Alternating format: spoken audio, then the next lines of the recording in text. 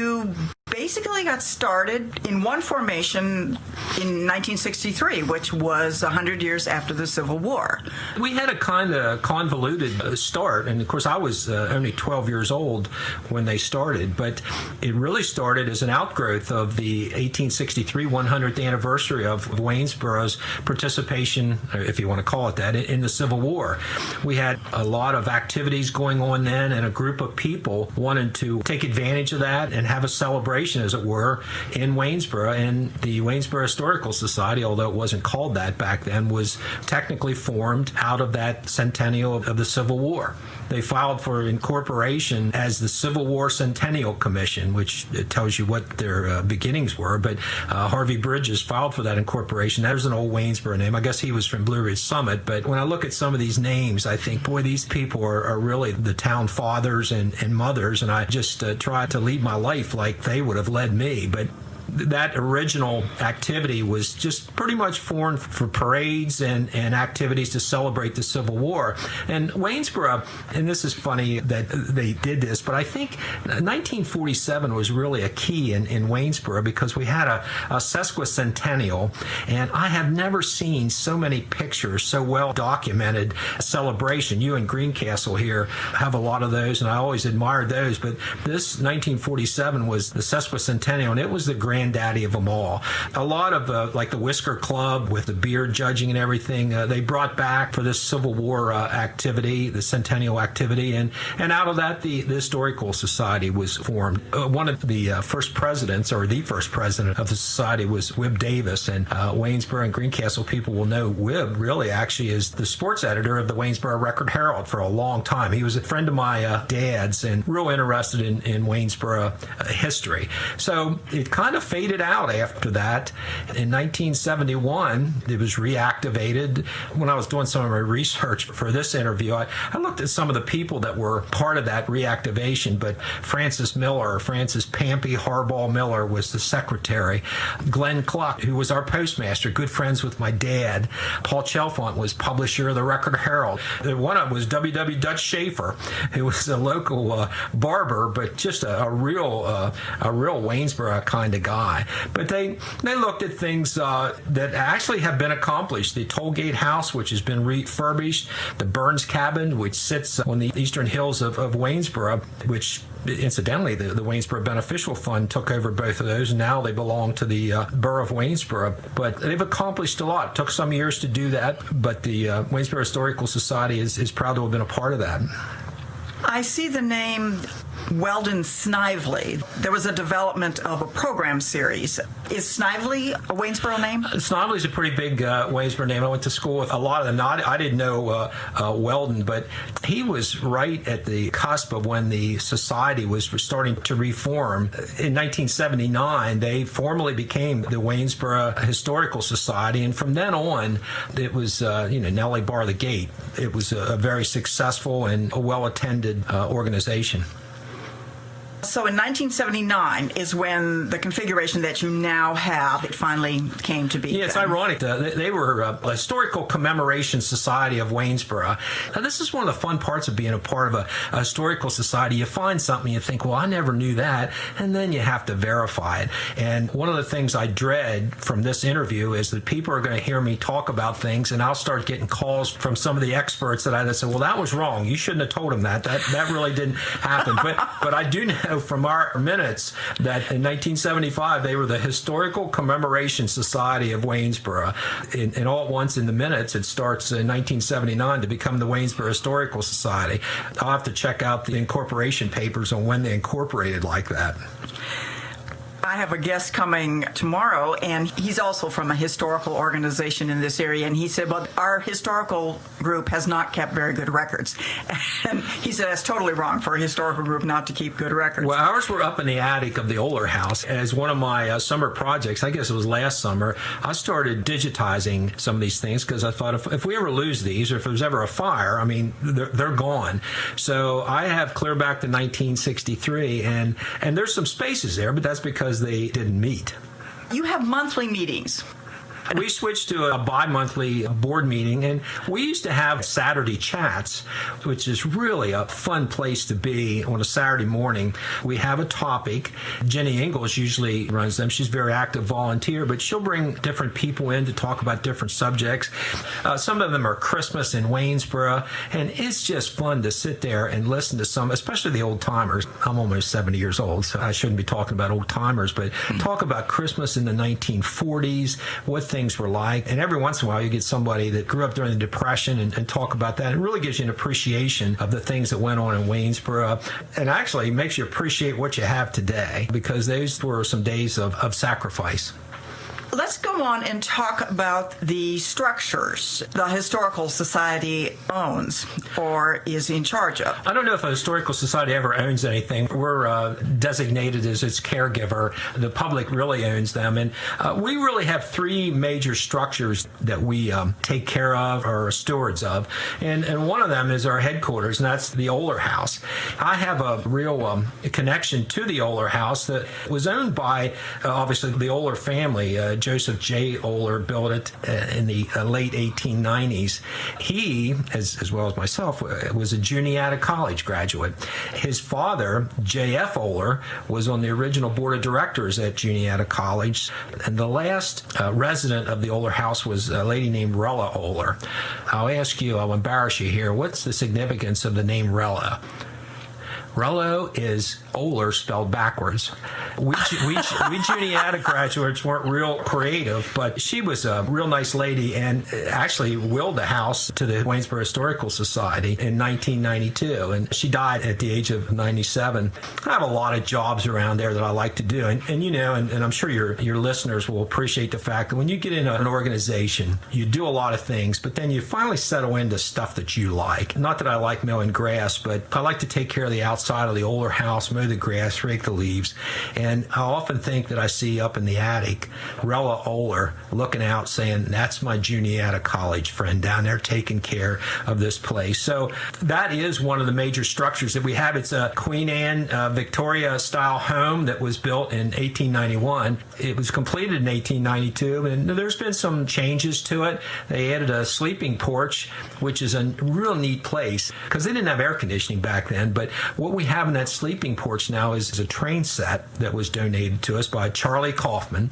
He was a relative of mine, actually. He would run that train. With COVID, we weren't able to do that. Of course, that wasn't with the original house, but what a joy that is to the kids in the area when they come in and we have Santa in there. Of course, they see Santa and see that train running. But the Oler family themselves were a big part of Waynesboro history. One of the biggest companies that started manufacturing in Waynesboro was Geyser Manufacturing. And Mr. Oler was the treasurer and general manager, and they know how to make a buck back then. And I often tell people that the Oler house is expensive to take care of, and you had to be rich to take care of something like that. So he made a lot of money, but he did a lot for the town. What a town father he was. He was on the board of a couple banks, was the treasurer of Geyser Manufacturing. He was the Greencastle, Waynesboro, and Chambersburg Trolley. He was on their board. He started that. So he was a real entrepreneur. The Oler house is a 16-room building that we have a genealogy room in, a lot of historical artifacts, a lot of clocks, Jacob Wolf clocks, and some other grandfather clocks that have been donated to us. It's a neat place to visit. And a lot of people come in to do their genealogy work there. So that house is a real treasure for us, but it's tough to take care of. One of the things that really holds back a historical society is the monies you have to raise to take care of your structures. Bonnie Shockey here in Greencastle with the Allison Antrim Museum has really done a great job with the house that they have and the barn, the programs that they put on. And these buildings are nice buildings to have, but I think the key that people want now is not so much to go to a museum, but they want programs where they can learn about things. And Allison Antrim and the Waynesboro Historical Society have put on a lot of those programs. People really like that. So that's the Oler house. You must have known Miss Rella. I knew her tangentially. Because she died just about 30 years ago. When you say 1992, you think, well, that's not too long ago, but that was a long time ago. Bob Ringer was one of the greatest historians that I've ever known in Waynesboro.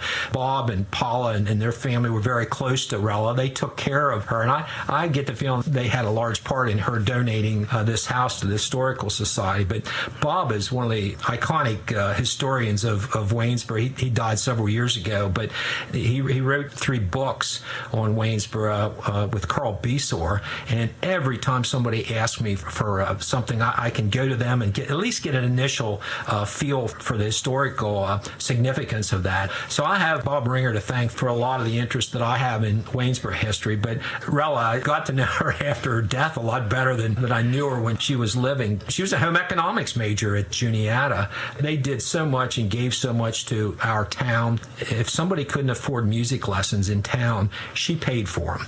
So she wasn't a selfish woman. I'm sure she fostered a lot of musical careers, put on a lot of plays. It was just a different era in Waynesboro, and she gave a lot back to this community that we'll never know about. Was she a career woman? You know, it's funny you should mention, I don't know if Rella ever worked. Probably didn't have to.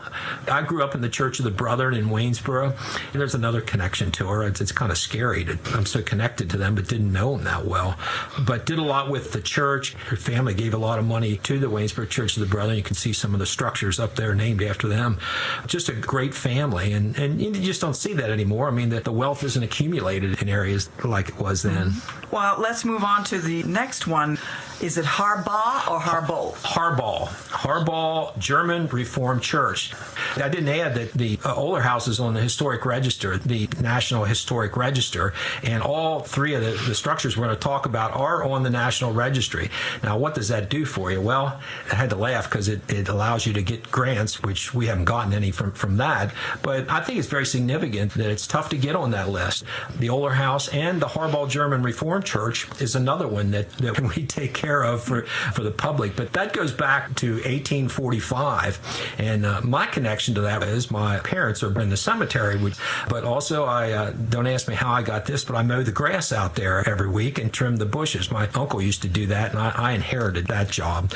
But it's just a great facility. The funny part is it doesn't have any bathrooms. I guess when they built churches back then, they didn't put a bathroom in it, so people have weddings in there, and that's the first thing you tell them. Well, you know, there's no water or bathroom, but it is heated. We just recently refurbished the stained glass windows in the church, and they are beautiful.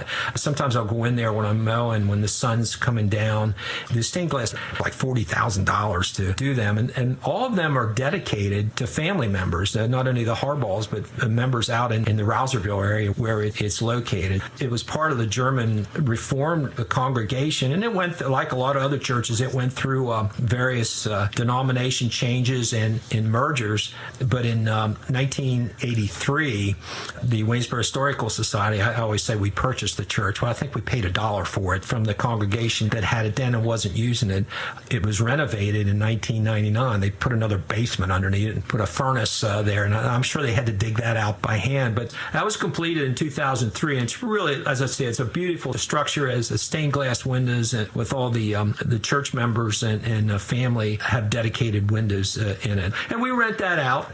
We just recently had a wedding out there, and people like that quaint little church, and still has a working organ in it. Every once in a while, we didn't have one this year, but we started up our Christmas hymn sing. Wanda Carbolt takes care of that. It's a fun time. You just don't have those hymn sings anymore, especially around Christmas, but we had an organist that played. I didn't think we were going to get people out of there.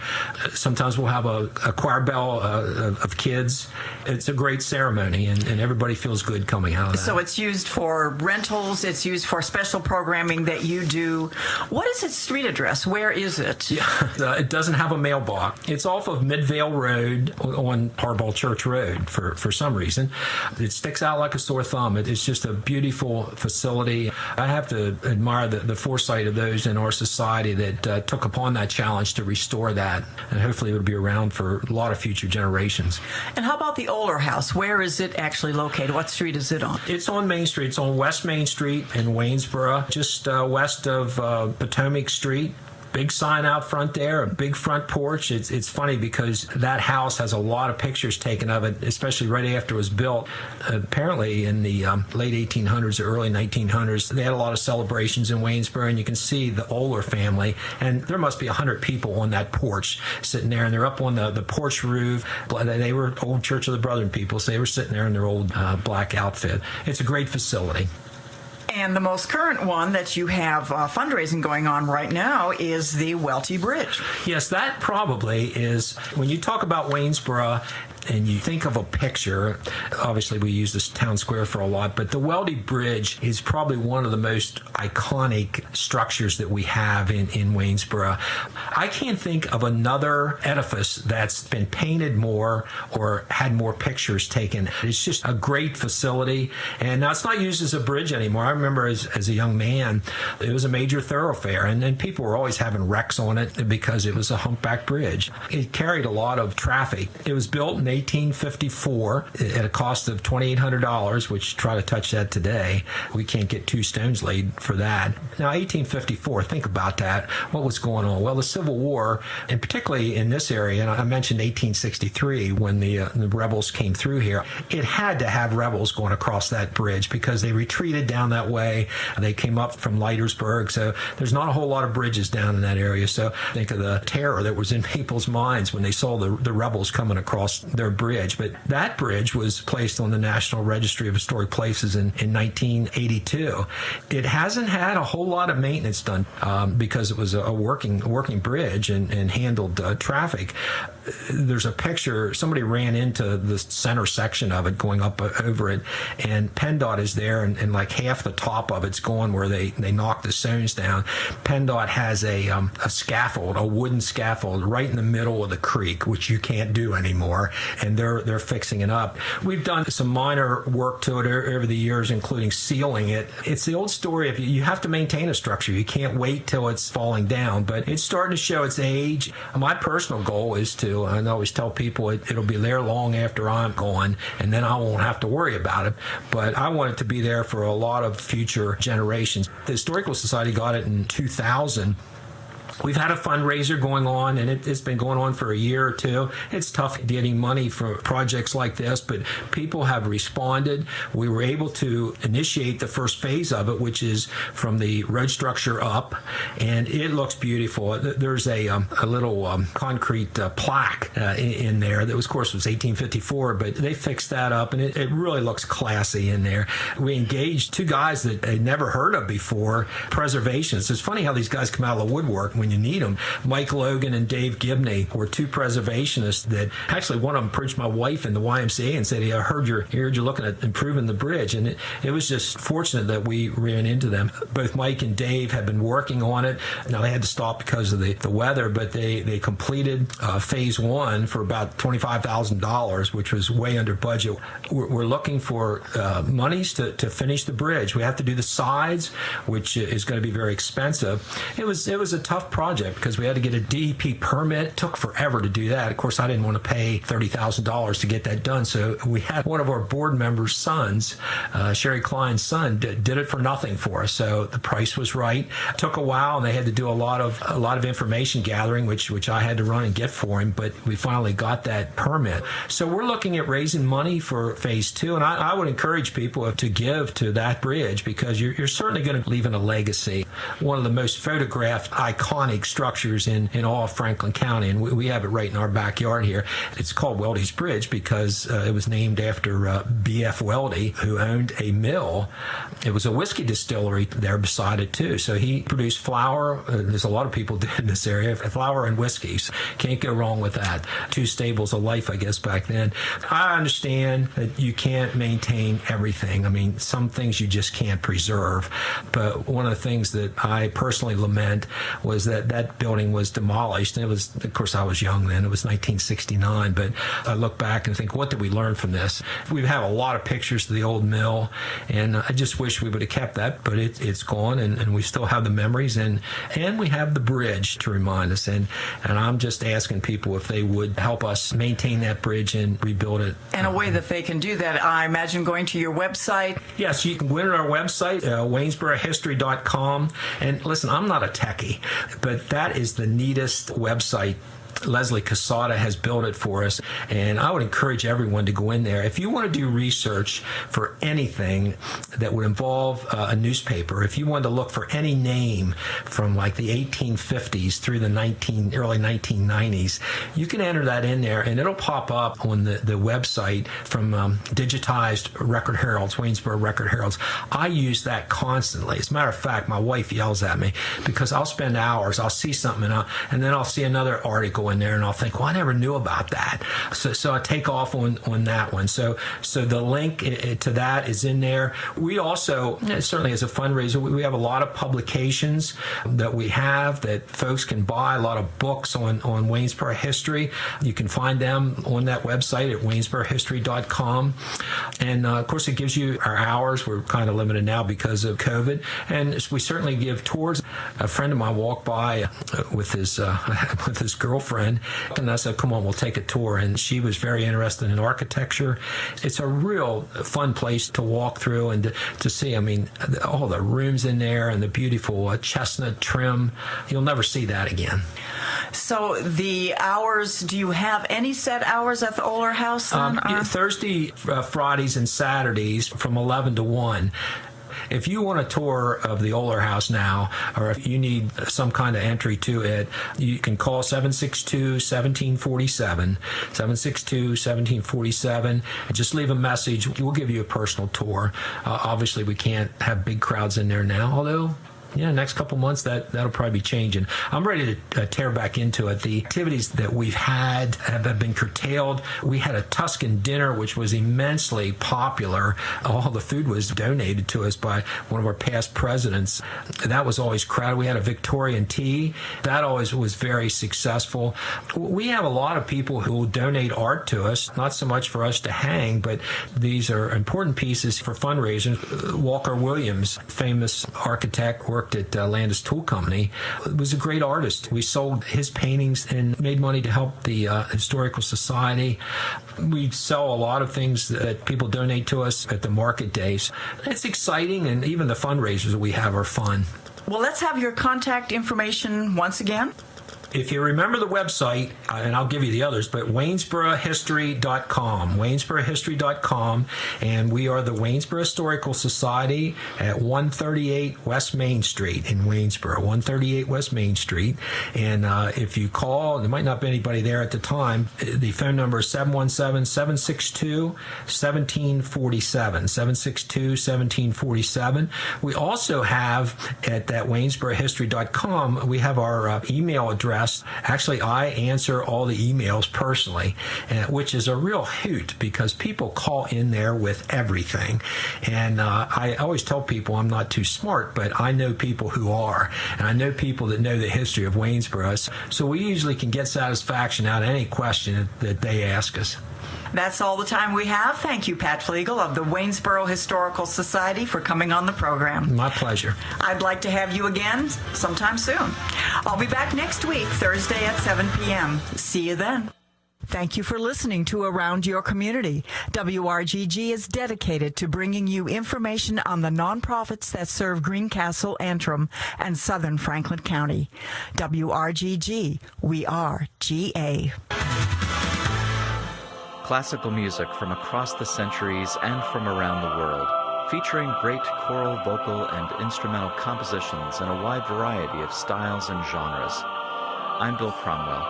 Join me on the third floor each week for a 3-hour journey of exploration and enjoyment, alongside some of the greatest composers of all time. Sunday mornings from 8 to 11 on 93.7 WRGG. Weather. Now the weather forecast for WRGG. Mostly cloudy tonight, the low temperature 28. Ample sunshine developing Friday afternoon, the high 41. Clearing Friday night, the low 27. Mostly sunny on Saturday, the high 35. Clear skies Saturday night, the low 21. And mostly sunny on Sunday, the high 37. For WRGG, I'm nowcast meteorologist Chad Merrill. Hey everyone, I'm Kyle Swope, inviting you to join me on Thursdays from noon to 3 on 93.7 WRGG. I'll be dropping some of the greatest hits, the oldies, along with some of today's most recent pop culture news. That's Thursdays from noon to 3, only on 93.7 WRGG. Hi there! Friday nights at midnight. The Wax Museum. Saturday nights at 10 p.m. The Wax Museum. Half a century of rock and roll from the back of the rack. Then it all came rushing back to me like the hot kiss at the end of a wet fist. The Wax Museum. On 93.7 WRGG. It's electric.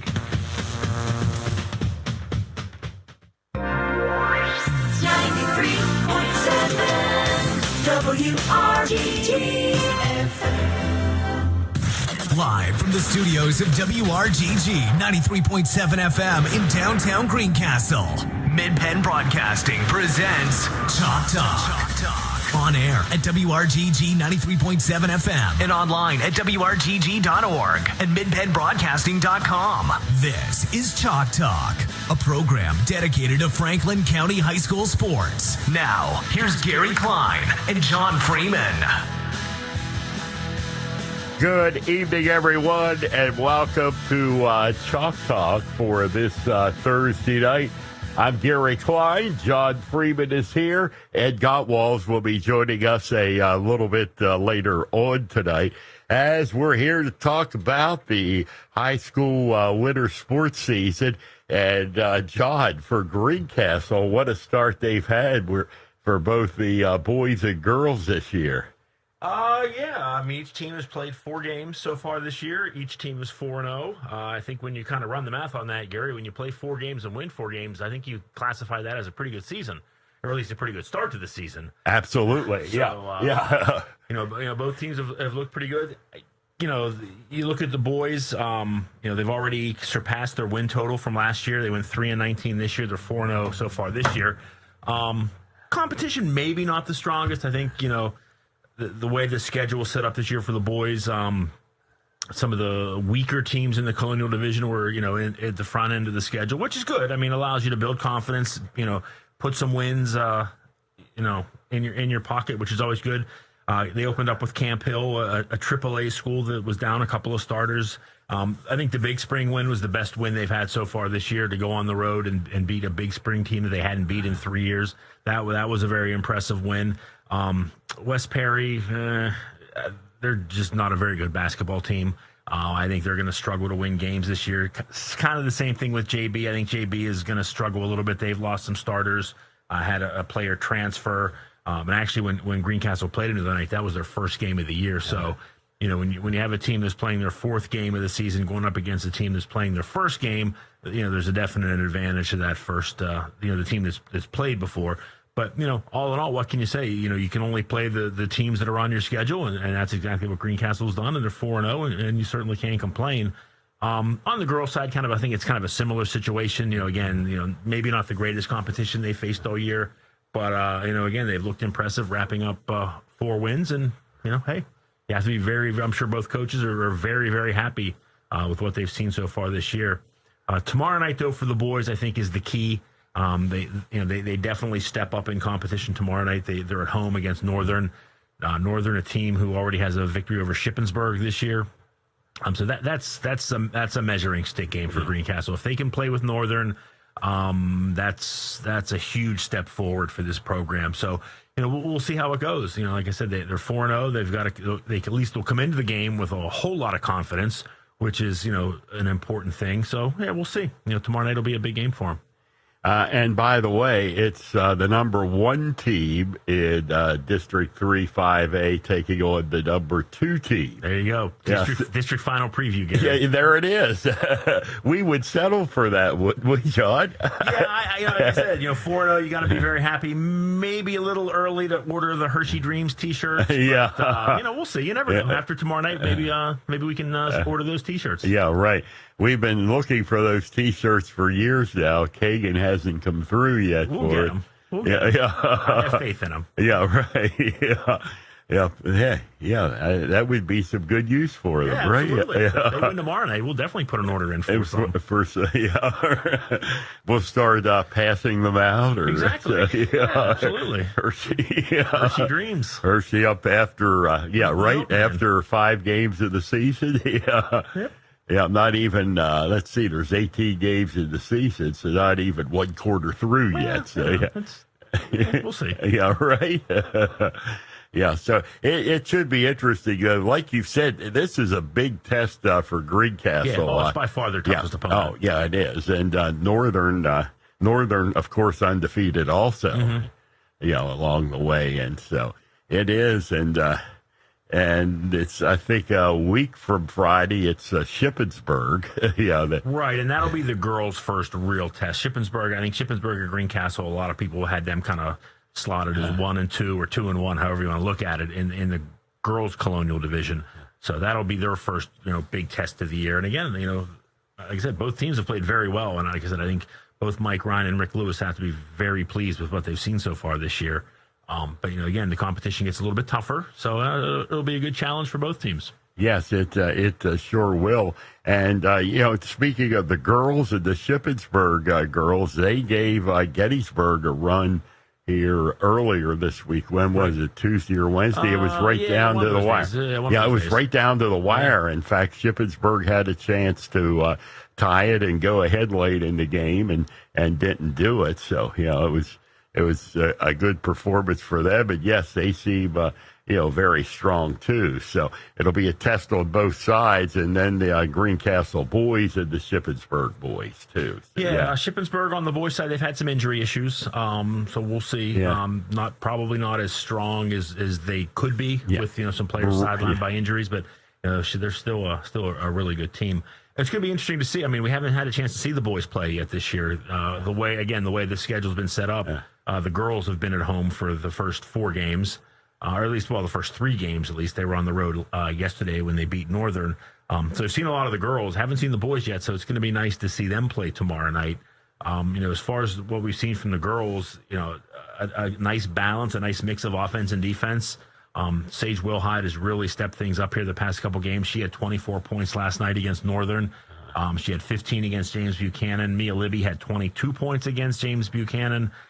So you have that, Haley Noblet, the freshman, has done really well. She's averaging, over 9 points a game through the first 4 games. You have to be very happy with what you've seen. A nice job both inside and outside. The Greencastle, the girls have done well on the boards. The defense has racked up a lot of steals. So, again, through 4 games, nothing but good things to say. Yes, absolutely. It is. And, it appears to be a very strong Greencastle team. Like you said, they haven't really had a big test yet for Greencastle. And, we'll find out soon enough with that. The girls, by the way, are off tomorrow night, as far as I know. Yeah, they are. They were supposed to play. The Northern game was originally scheduled for tomorrow night, but there was a scheduling issue up in Northern, so they moved the game to last night. The girls played a Tuesday night game at home against JB and then traveled to Northern last night. So now they're off until, I believe, the 26th. Next Tuesday, I think it's Boiling Springs next Tuesday, I believe, for the boys. Yeah, Boiling, let's see here. Got the skate. Yeah, you are correct. Yeah, so the girls get some, get 5-6 days off, and the boys will play their regularly scheduled game with Northern tomorrow night. And by the way, with this game with Northern tomorrow night, the boys will be home 7 of their next 8 games. Yeah, just the schedule was made in clumps. You're home for a while, you're on the road for a while, and it kind of works like that. Like you said, the girls played their first 3 games at home. The boys played their first 4 games on the road. So, now they'll kind of flip up, and one will spend a lot of time on a bus and one won't. Yeah, and for the Blue Devils, their only road game in that stretch is at Waynesboro. So, that's not much of a trip, man. Yeah, right. So, they've really, they paid the price early in the season. You had, especially to West Perry. And, right, that's a trip. Yeah, right, it is. And, Camp Hill and Big Springs and up the road to Mercersburg. But the schedule is reduced this year. It's 18 games. And actually, the season ends today's, the 21st? 27th of February, right? For Greencastle, it's the 24th, from what I have. For the boys? For the boys, yeah. What do you have as the last game on your schedule? Waynesboro. Okay, they did add. Let's call it a Christmas tournament 2 months later. It's going to be up at East Pennsboro. I think it's East Pennsboro. I want to say Littlestown and Greencastle. There's going to be 3 teams getting together on a Saturday and playing kind of a round robin. So each team will play the other. So Greencastle will get 2 games. So Greencastle will play East Penn and Littlestown. Littlestown will play Greencastle and East Penn. Yeah, so every team will get 2 games. Right. So they'll get to play 2 games, and that'll put them at 18 then, correct? Donegal was also originally invited when it was going to be a Christmas tournament. They for whatever reason, they couldn't make it. So they're going to play. I think it's the Saturday. It's Saturday the 27th. Whatever that Saturday is. Saturday would be the 20. Yeah, I think it's 20. Wednesday's the 24th. Yeah, so it'll be the 27th. The 27th. And the girls right now we have ending on February 24th at Waynesboro. I'm not sure if they've added anything. I'm not aware of anything. Yeah, and these schedules are so hard to keep track of because they do change daily. The spring girls had Greencastle didn't play big spring in the girls game last week. Northern shut everything down for a week. It didn't impact Greencastle in any manner. But, there were a couple games lost there when Northern shut down for a week. And, like you said, you're going to see it for the next month and a half, or next month and a week, I guess, is what's left. Teams are going to be moving games, maybe shutting down the program for a short period of time. It's just the way it is. It is. It's the way it is. There's no question. And, like we talked before, we do have till March 27th. This was the scheduled end of the season. So, and then the District 3 playoffs, and we did get some news in regards to that this week, John. Yeah, good news, I think. Well, yes, I would say. Good and bad, I guess, is probably one way to describe it. They are going to continue on. They're not going to reduce the number of teams that qualify for the postseason. They're going to go with the same number that qualified last year. So it'll be 16 teams in both the boys 5A and girls 5A, where Greencastle plays. The tournament structure is going to be a little bit different. It's going to be a single elimination tournament the whole way through. No consolation rounds, no playbacks, nothing like that. And the reason behind that is the state had previously announced that the state tournament will consist of only district champions. So you don't need to play out because last year, using the 5A boys as an example for last year, 10 teams qualified for the states, 9 teams qualified for the states. So you had to take that bracket of 16 and whittle it down into 9 different places so everybody could be placed in the state bracket. So that's why you had multiple rounds of consolation games. And, we had situations where a team would lose 3 games in a row and still go to the state tournament.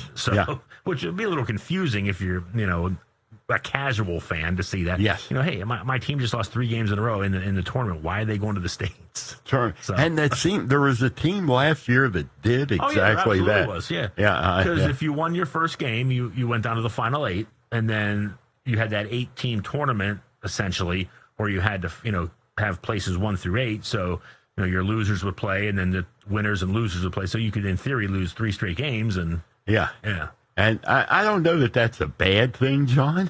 Really? That's the only way I can think of to delineate, the teams 1 through 8. I guess you could just say if you lose, you're out, and we'll go by power rankings. But the more games you can play, the better.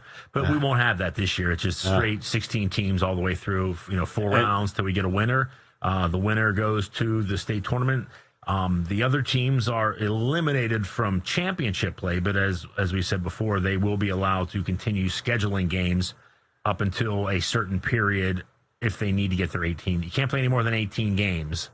So I take that we'll all have even numbers as far as teams in each classification, like 8 or 12 or 16. You could still do it. 10 and just have 2 teams get a first round bye is what it would be. Yeah, what it would be. Yeah, and there would be no consolation bracket along the way. 4A and the boys had 10 teams last year, so 3 would play 10, 4 would play 9, and they would whittle themselves down.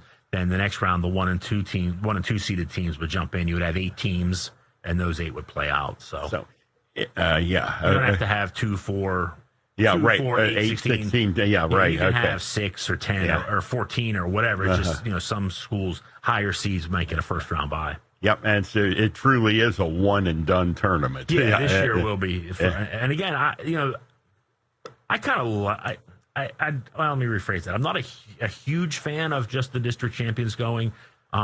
I kind of thought 32 teams in each bracket for the states might have been a little extreme. Yeah. Especially when you have 9 teams coming out of one district like you did in District 3. Yeah. Maybe 16, 20 might be a better number. The only reason I'm not I know you can say, well, when your district, you go to the state tournament, but, you get districts like District 3 and District 1 or even District 7 where you have lots of very good teams. Yeah. And, they may be one of the top, in theory, you could have the 2 best teams in the state playing in one district. Yes, And, no question. So the second, the quote unquote second best team in the state might not even qualify for the state tournament. Yeah. While you have some of the smaller, weaker districts, send a team that, isn't very, relatively speaking, isn't very good. So with that, the District 3 is, not reducing the tournaments other than the consolation, but the PIAA obviously is then. The number of teams qualifying for the state tournament was reduced. They, like I said, in the past they've done 32 teams in each bracket. Now it's down to 12 because there's 12 districts in the state. So it'll be a quicker PIAA tournament this year. Oh yeah, much. Yeah, I mean it'll be 2 fewer rounds. So yeah, it'll be 2. Yeah. Yeah. So, that's and this is 1 year only. Yeah. That's what they're saying. I mean, obviously they certainly have their,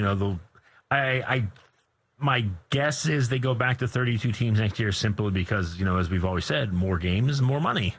Right, And, exactly. There's the bottom line. The more games you have, the more gate revenue the PIAA gets to collect, which, makes Dr. Lombardi happy.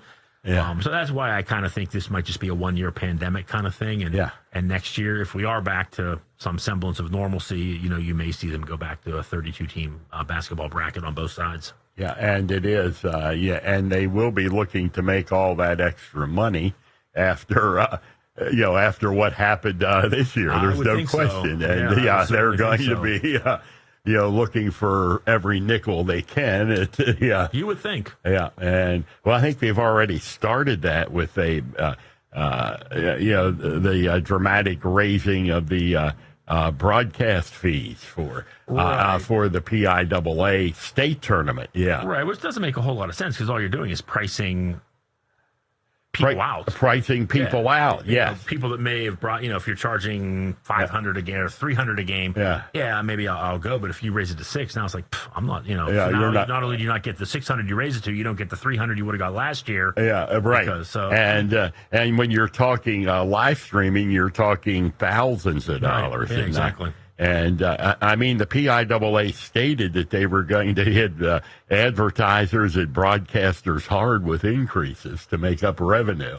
And I don't agree with that because it's like you said, it's just going to be you're going to price people. You're out. going to price people out of the market. Radio stations, the smaller broadcast, your Harrisburg, Pittsburgh, Philadelphia, Allentown TV stations. It's probably not a huge deal, right? But your like small mom and pop radio stations like we have. You can't afford that. Yeah, right, exactly. And it's there's no way. I'll just sneak in on my iPhone and talking to my iPhone, and you can run it through the board. Yeah, right, exactly. Well, it seems like everybody has a Facebook feed up these days on basketball games. Yeah. So why not do that? Don't be shocked if you see PIAA officials going through the stands, knocking phones out of people's hands that are trying to stream state playoff games live like that. Yes, I know. But that is a hard thing, John, to enforce. Yeah.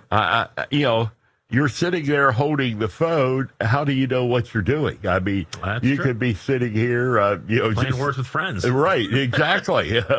Are we walking up and looking over everybody's phone? Anything's possible.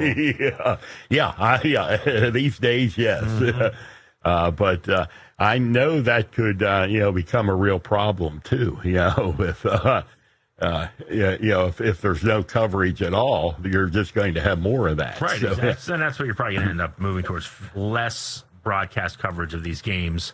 Which is kind of the opposite of what you want to do. Right, exactly. It is. There's no, no question. So, but we're just underway, and looking ahead, just a month or less away from the end, or just a little over a month away from the end of the basketball season, at least the scheduled end of the basketball season. I know, it's hard to believe. Again, we knew, obviously we knew it was going to be a quick season because of the way things go. But it just when you sit back and think about how fast things are going to go, it's amazing. Yeah. And as I looked over the rankings today, and other than the fact, that you see where somebody's ranked, it also has the scores of all the teams. Right. A number of games they played, at least what they have up to date. There's several teams who have not yet played a game in District 3. And there's a lot of teams, like you mentioned, like James Buchanan, that has just had one game played, while others have 5 games played. So, that kind of comes down to the practice requirements. Some schools were able to get practices in before things were shut down. Others didn't. Yeah. So they had to get their 10 practices in before. That's kind of what happened with JB. They had to get their practices in before they could play. Or the other thing with the power rankings, remember some teams are just kind of lazy when it comes to putting in games? Yes, it is. That happens. They may show 0-0 on the power rankings. Yeah, right. Yeah. And then you check back tomorrow, all of a sudden they're 3-2. Yeah. So, some teams don't get them in. Right. Yeah. But, I don't want to call it lazy, but let's just say an athletic director that might be just so busy they just can't put the games in the District 3 system. So and maybe they do it once a week. Right. And you're more apt to put them in there when you win, aren't you? I would think that would be more of an incentive. I have noticed that. You do have a tendency to see the winning team putting in their games faster than the non-winning team. Well, sometimes you go on 5 minutes after a game and it's in there. Oh, yeah, especially if you win, because you want to make sure you know exactly where you are. You jumped up 3 spots. So it's... but it'll be the same number of teams going then. So. Yeah, which is good because again, right now Greencastle is sitting at number 2 in the power ranking. Like number 1. They're 1. Northern's 2. Northern's 2. Yes. Okay. So like I said, at least it was as of 6:30 tonight. I will assume it's still that. Yeah. Greencastle was the championship game in Greencastle against Northern. If it stays like it is right now. Right. And the girls were number 4. Yeah. Okay. I knew they were number 6 before last night's game. Yeah. So they jumped up with the win. Win over. Yeah. So they were at number 4. Just got to keep on winning. That's the thing. Absolutely. You can never do any damage by doing that. That is true. But you look at the boys; they won 3 games last year. Yeah, exactly. Yes, 3 in 19. They're starting off 4-0. Yep. That's Well, you bring back your top 7 players. You add a freshman that's contributing, quite a bit.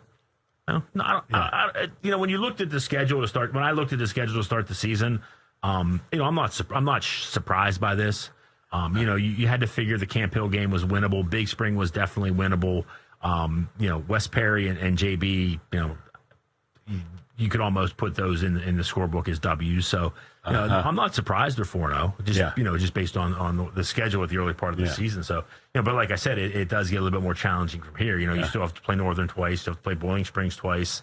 Waynesboro beat Carlisle the other night. Waynesboro beat Carlisle last night. Yeah. So again, the schedule's not going to. The schedule does not get easier. Let's just put it that way. It is, and that was kind of a surprise with Waynesboro defeating Carlisle. I was very surprised. I actually saw that. I believe it was on the sports page, and I actually went to another source. Not that I don't trust you, Gary. Yeah, right. But I'm like, let me double check this. I'm not too sure, but sure enough, it was right. It was live streamed last night on Mid Penn Broadcasting from Carlisle. I went to Penn Live just to double check. You went to you double check. Yeah, I'm not saying I don't trust you, Gary. Yeah, but I just wanted to be 100% sure. But I was surprised. I was very surprised to see Waynesboro beat Carlisle. Yes, it was. It's a game Waynesboro. Or Carlisle had their chances, but Waynesboro defense down the end, just held them, and Yeah, at the end of the game, but that's a big win for Waynesboro. Oh, that's a huge win. Yeah, to be a Commonwealth Division school like that. Yeah, absolutely. Yeah, I think a 6A school, Carlisle. Yeah, 6A school on the road. Waynesboro was a 6A school also. Oh, that's this true. year. Yeah, I keep forgetting that. Yeah, for basketball. For basketball, yeah. You're right. And they're playing a 6A school. Of course, we've talked about it many times. They're really hurt in the power rankings by playing in the Colonial Division. Right, because if you get a win over a smaller, if you beat a 4A school like Boiling Springs, you don't get as many points as another 6A school that beats another 6A school. And we saw that with football. I mean, you see that in football with Waynesboro. They would have to go 8-2 or 9-1 to just barely sneak in. Because I think they're in 5A in football. And 1 year wasn't it 6A? Might have been, but or 2 years it would have been. 8-2, 9-1, 9-1 just to get in. Just to get into that number 8 spot. Yes, and Waynesboro's always on the bubble. It's a tough spot to be in. Yeah, it is. When you're a school up, in the 5A, 6A classification, playing primarily 4 and 3A schools, that makes it a little bit more challenging. Yeah, yeah, it does, and. It's like they're always just right there. Either they're 5 or they're 6, and they're on that borderline. And Greencastle, a 5A school, right.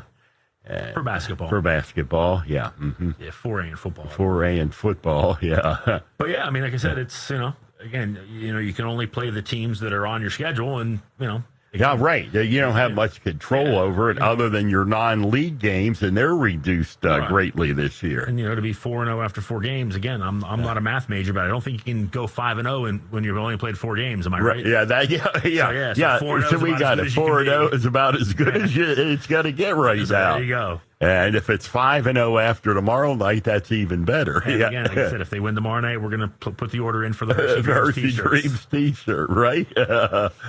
Yes. Maybe I'll contact the milkman on Twitter. Maybe he has a few in his attic. Exactly. Maybe he'll send them over to you.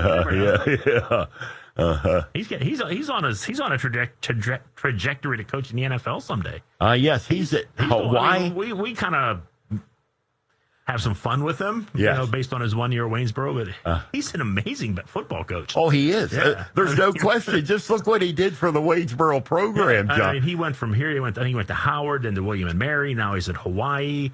I mean, you want to talk about young, up-and-coming coaches, in America. He's, Brennan Marion is on that list. Yes. And you will see him, on a Power 5 sideline, offensive coordinator, maybe even a head coach someday. Yes. So, I mean, like I said, we kind of laugh and have a little fun at his expense, from his 1 year at Waynesboro. But it's really kind of hard for us to make fun of him when he's going to be most likely coaching on an NFL sideline. We're sitting here in Greencastle.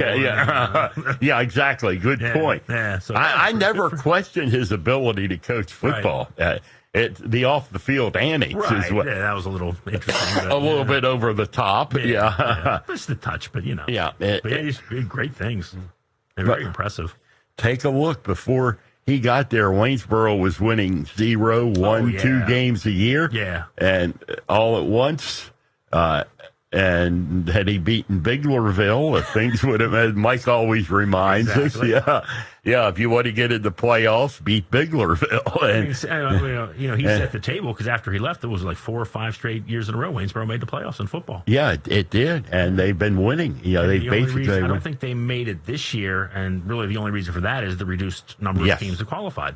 Exactly. If it had been a normal season with the normal number of qualifiers, Waynesboro would have been in there again. Yeah, but it was fun when he was here, John. Yeah. Because you were just waiting on what was coming next. Who knows? It's another Friday night. Expect the unexpected. And his quotes and comments were always very interesting. Very interesting, too. So, When's Ed calling? We're going to be talking to Ed here before too long, right after 8 o'clock. Talking to Ed. Yep, and we'll be talking with him.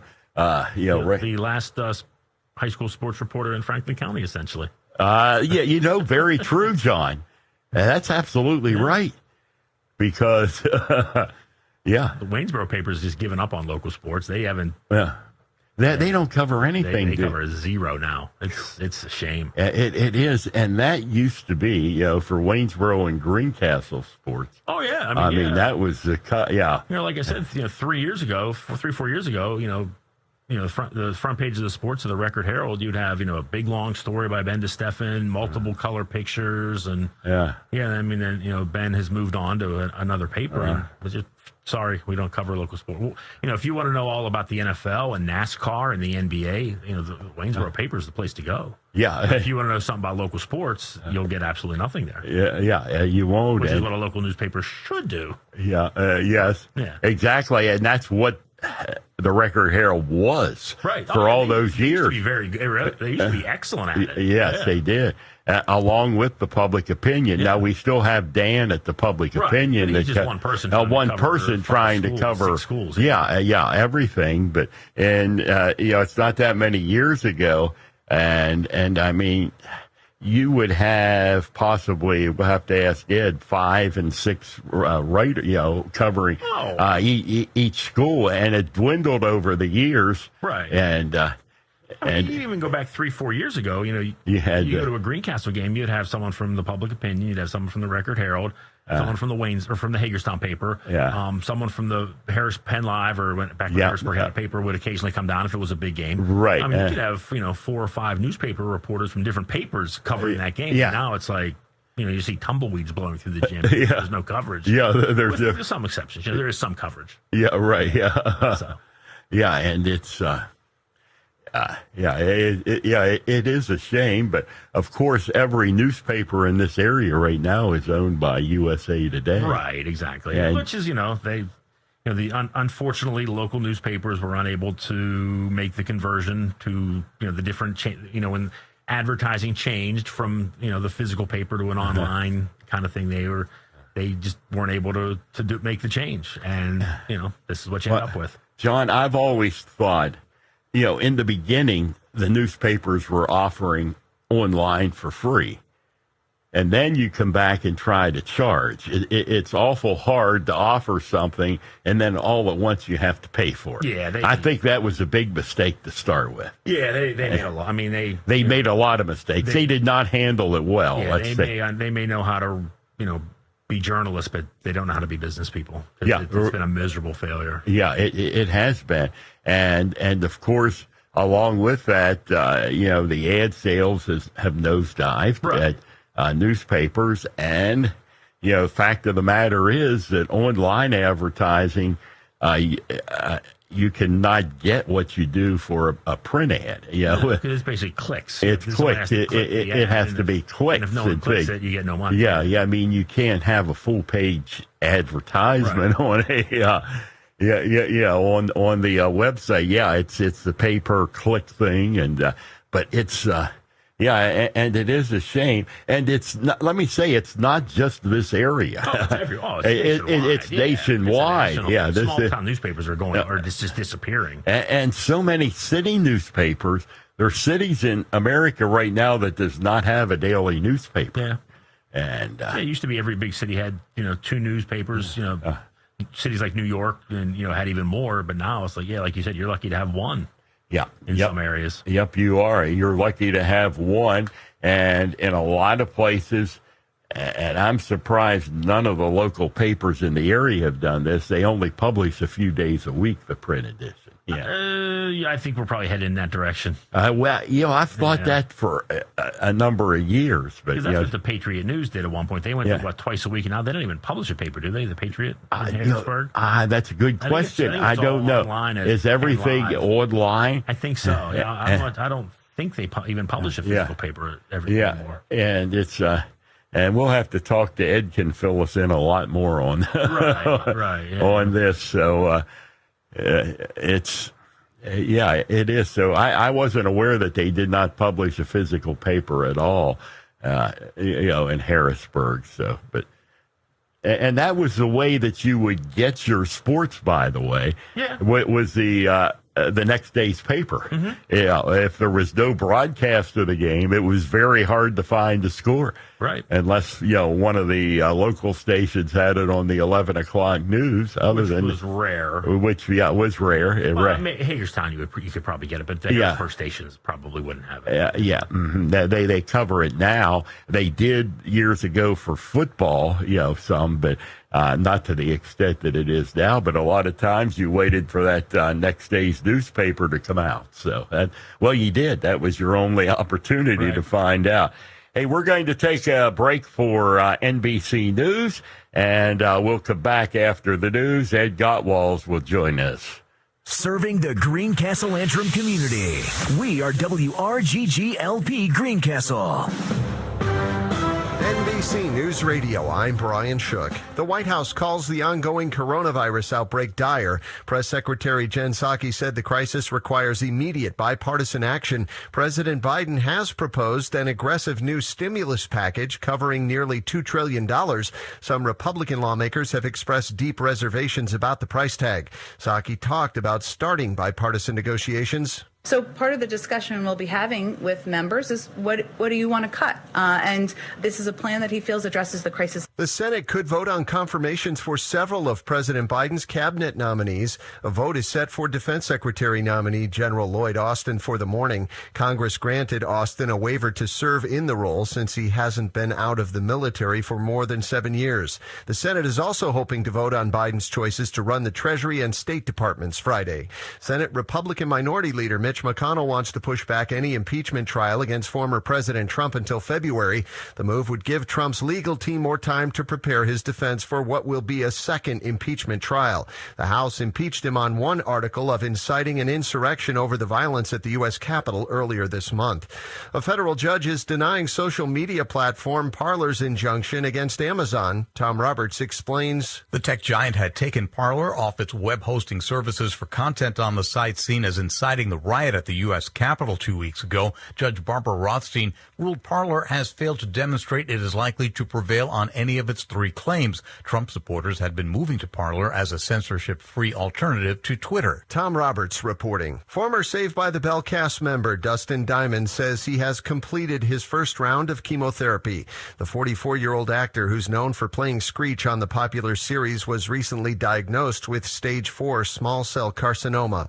You're listening to the latest from NBC News Radio. Life is always moving forward, so WellSpan Health is always a healthy step ahead. Because you deserve expert health care that's more innovative, safer, easier. At WellSpan Health, we stay ahead so you can virtually see your primary care doctor from anywhere and connect to online urgent care 24/7. We stay ahead so you can easily email your provider, manage appointments, and more through the My WellSpan patient portal. We stay ahead to make healthcare costs more straightforward, more transparent with our online price estimator tool. And we stay ahead so that you can always expect the highest standards of quality and safety. Because amazing healthcare is about so much more than feeling better. It's about being treated better. It's healthcare done differently. See how we can help you stay a healthy step ahead at wellspan.org. WellSpan Health, a healthy step ahead. Greencastle Ace Hardware Store has added many more lines of merchandise and expanded their hardware selection. Greencastle Ace Hardware is a local, family-owned business. Their friendly, knowledgeable customer service staff can help you with all of your hardware and rental needs. Glass cutting, window and screen repair, house and auto key cutting. A water softener salt home delivery program is also available. Greencastle Ace Hardware is conveniently located on the Point on South Washington Street in Greencastle. You may call Greencastle Ace Hardware at 717-597-7799. Greencastle Ace Hardware is a proud supporter of WRGG Radio. Greetings, everybody. Join me, Chad Merrill, every Wednesday from noon to 4 p.m. as we look back into the hits from the 50s, 60s, and early 70s, even those 45s that have been forgotten over the years. Also at 2 p.m. every Wednesday, I will play 3 songs that have something in common, and if you can identify the theme in the Oldies Theme Contest, you can get bragging rights on 93.7 WRGG. WRGG weather. Now the weather forecast for WRGG. Mostly cloudy tonight, the low temperature 28. Ample sunshine developing Friday afternoon, the high 41. Clearing Friday night, the low 27. Mostly sunny on Saturday, the high 35. Clear skies Saturday night, the low 21. and mostly sunny on Sunday, the high 37. For WRGG, I'm Nowcast meteorologist Chad Merrill. Welcome back to Chalk Talk, everyone, for this Thursday night. And we are being joined by Ed Gottwals. Good evening, Ed. Good evening.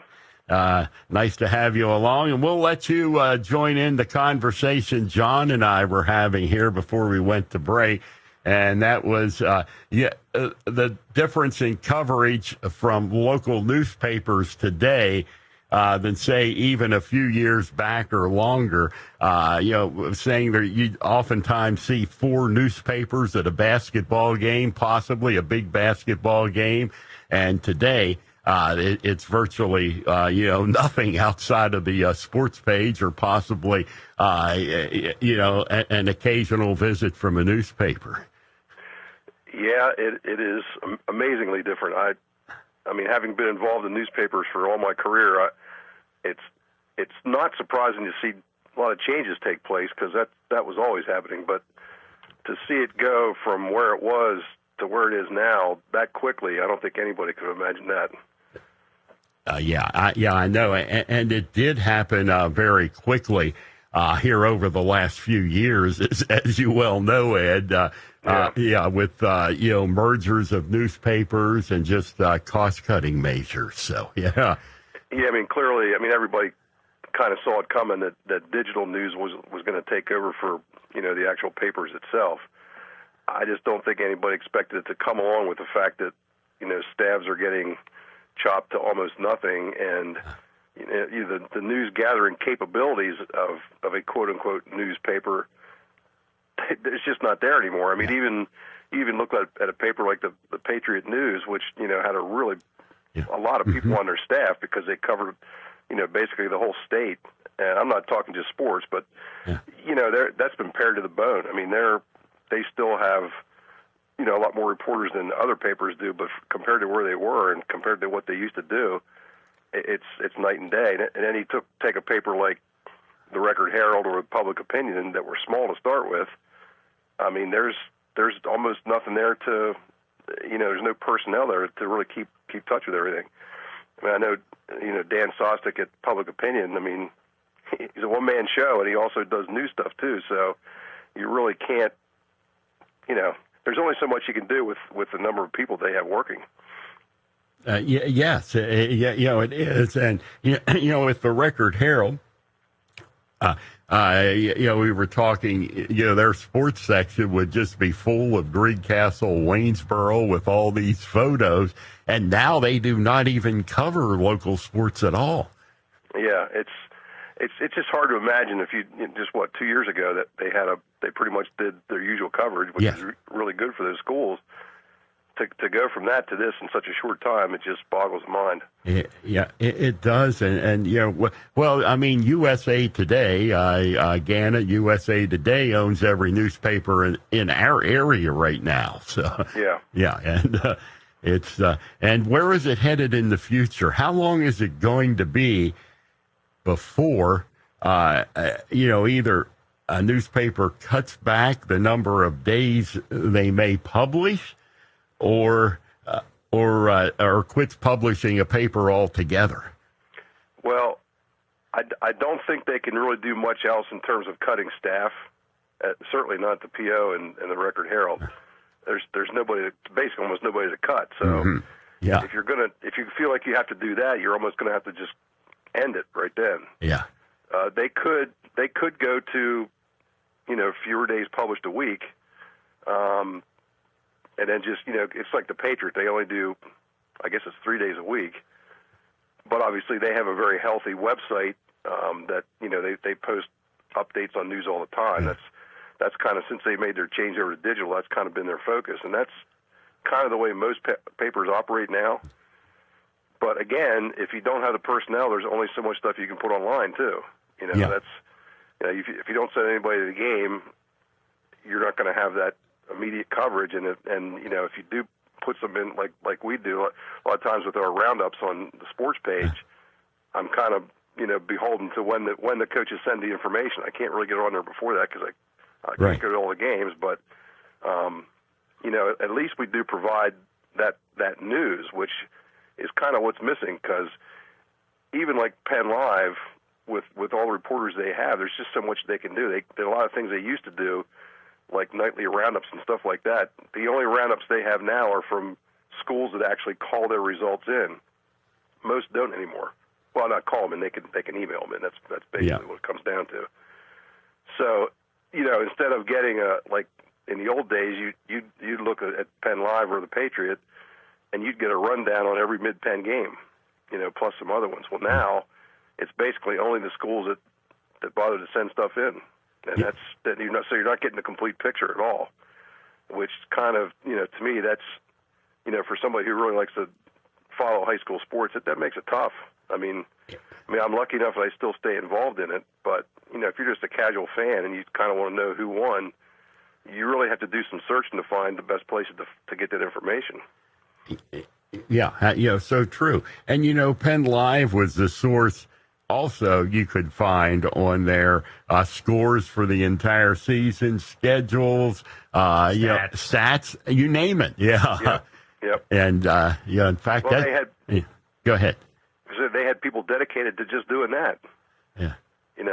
Just do the little things, the little rewrites and the standings and stuff and scores and all that kind of stuff. They had people that was their responsibility. Now there's no way they can do that because they only have enough guys to really cover some of the games.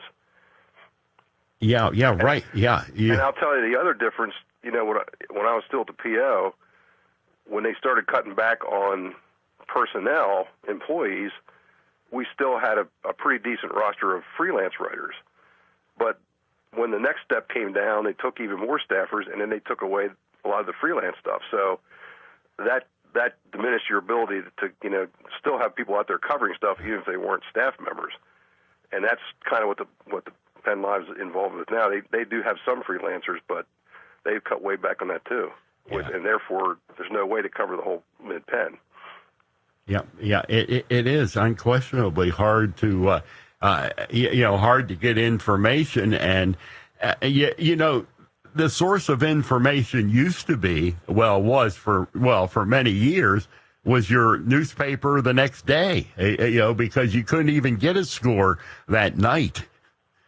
Right. It was waiting for the PO or the Record Herald to come out the next day. So it's. I'll give you another example. Just in the past year, like last year, I would go on the Sentinel, the Carlisle paper, because they did a really nice job of keeping track of all Mid Penn scores, and they put the standings in for like all the sports. That was great because there was nowhere else to get that. Even on Mid Penn, their own website, they don't keep up with that stuff. No. But the Sentinel did a great job of that. Well, now they're not doing it because I guess the guy who was doing that was a freelancer essentially, and he's not working for him. So all they're doing now is they have a list of games in Cumberland County because it's their home base, and they do get all the scores for them, but they don't do standings. So, it's frustrating because there's just no place out there anymore to get that information. It is. And you mentioned the Mid Penn website. There's times they attempt to keep up on it, and right now you go on there and say they're aware of the problems with the standings and standings and schedule page that they're working on it. So and it keeps saying that. They don't ever fix it. Yeah, right. It is. I thought this year when it started out, they started having scores, but that went by the wayside. And this is a year that it is so hard to keep up, with the schedule changes, Absolutely. From day to day that we that we experience. It's right. And the athletic directors, I don't think they'll ever be so glad when this year comes to an end. I agree. Yeah, it's like no other. And last night, John, Ed and I, I was at a sporting event. It was the shortest sporting event I've ever been at. Was it a wrestling match? Yes. It lasted, 30 minutes, right? Yep. I think it was right on 30. 30 minutes, yeah. It was, and big win for Chambersburg. Well, if you get quick pins and then forfeits, I can, if you have, pins in the first period and then, forfeit and then another pin in the first period, a couple more forfeits. I can certainly see rolling through 13. Is it 13 weight classes, Ed? It's 13 now. It was 14. They backed up one. Right. That's what I thought. I could see you rolling through that in 30, 40 minutes, depending on the situation. Yeah, this was indeed quick, and Chambersburg with a big win, but so far wrestling, Chambersburg has lost one or two.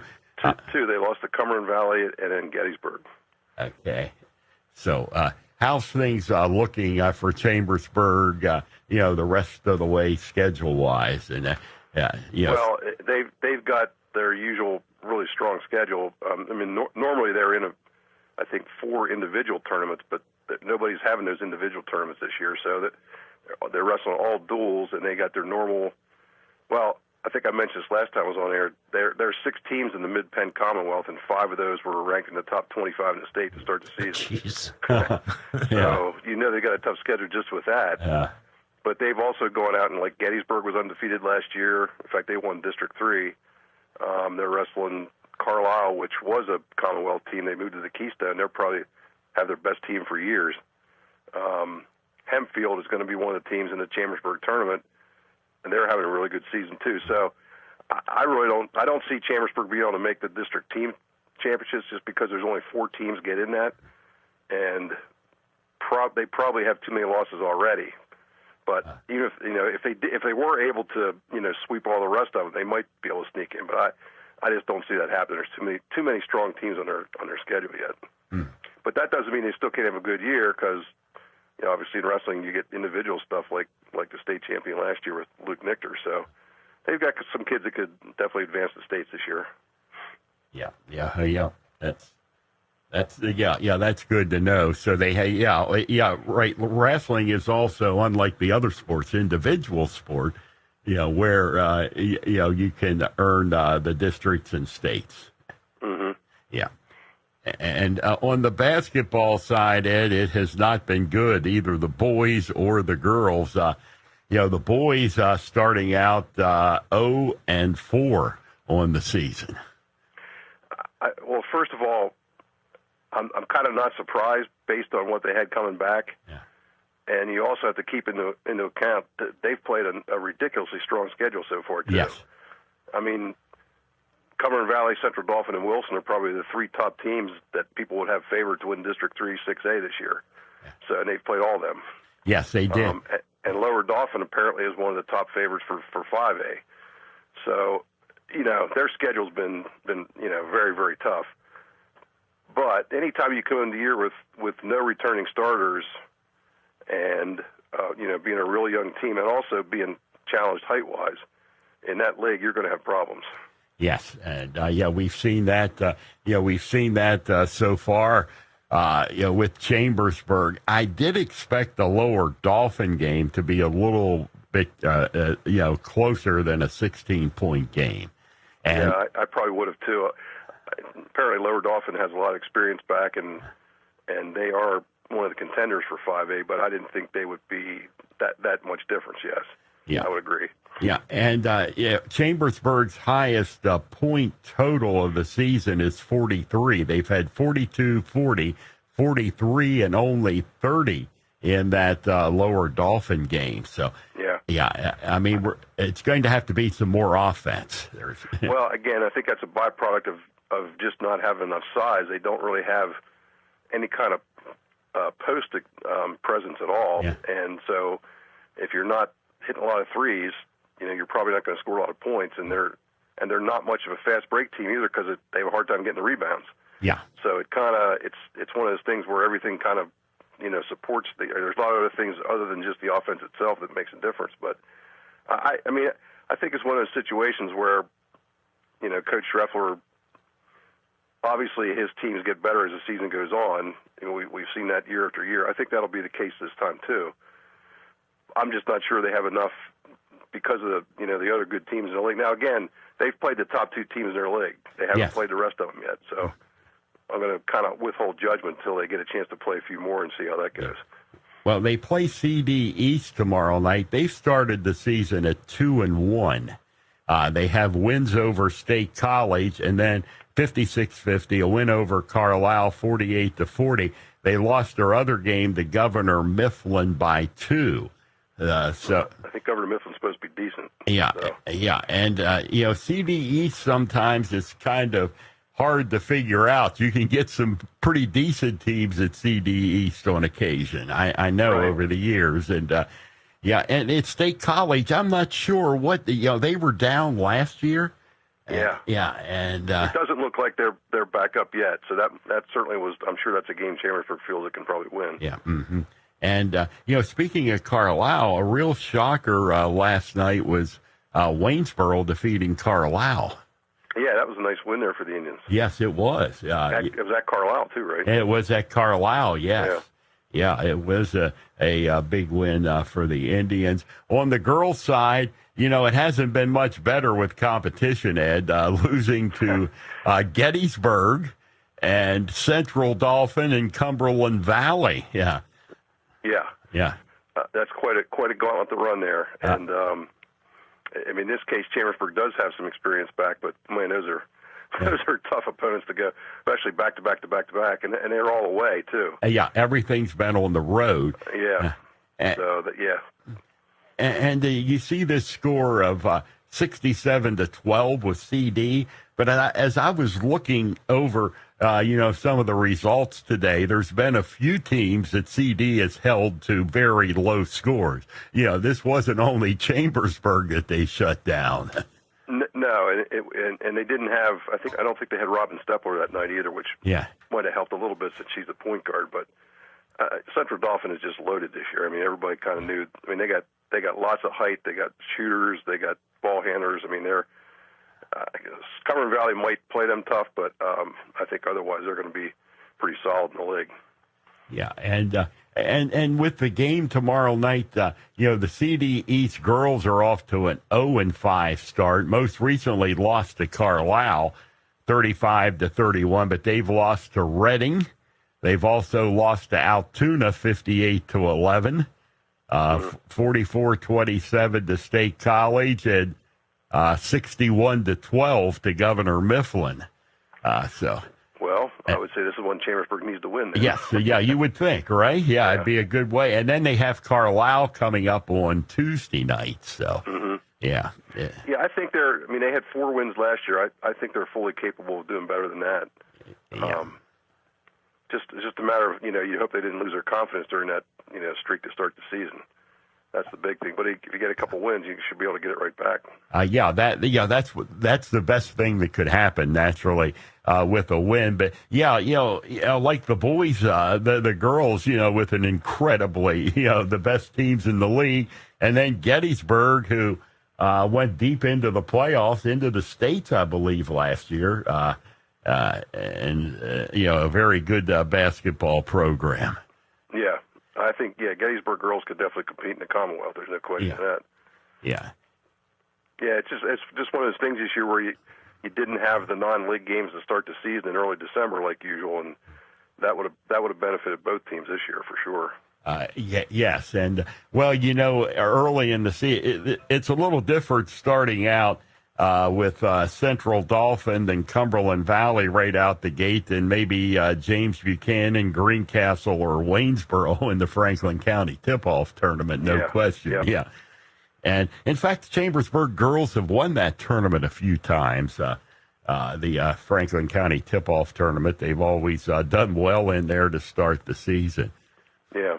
And tomorrow night in Greencastle, we have the number 1 team in District 5A, the Greencastle Antrim Blue Devils, taking on number 2 Northern at Greencastle. So this is going to tell us a lot about the Blue Devils, Ed, tomorrow night.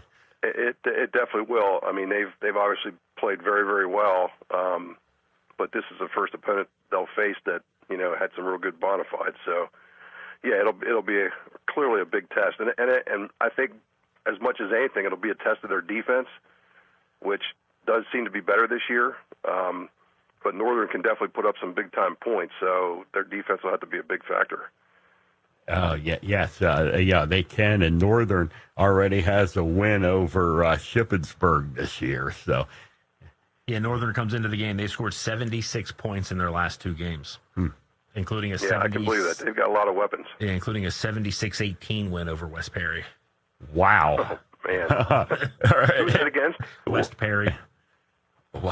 West Perry. Yeah, that's a team. Greencastle beat. That's a team Greencastle beat by 31, and West Perry and Northern beat them by 58? I guess. That is? 58. Yeah. Yeah. I think. I mean, you have to think Greencastle, hopefully can score okay, but I think the main thing is just not letting Northern go crazy on offense, because they've probably got about 4 guys who could light it up at any given game. Yeah, and Greencastle, of course. Their defense getting better this year, John? Again, much better. But again, like Ed said about, I think it was I forget which team he mentioned, but the competition has been great. Again, tomorrow is the game where we will learn a lot about this team. Where they stand.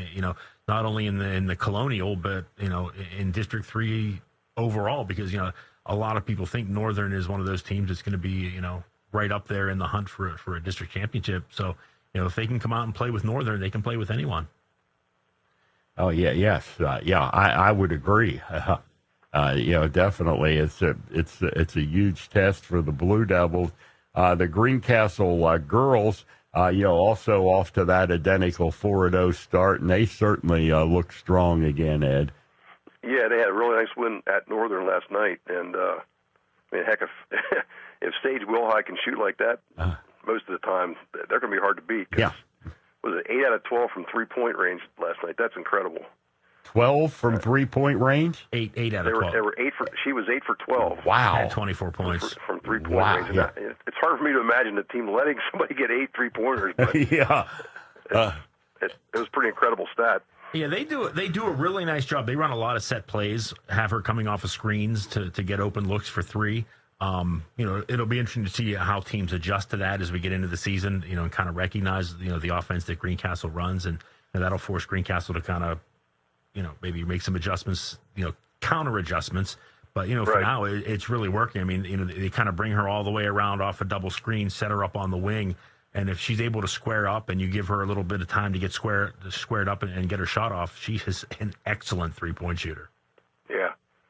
And it also seems like their defense is creating an awful lot of steals, and which means an awful lot of fast breaks and scoring some points off that too.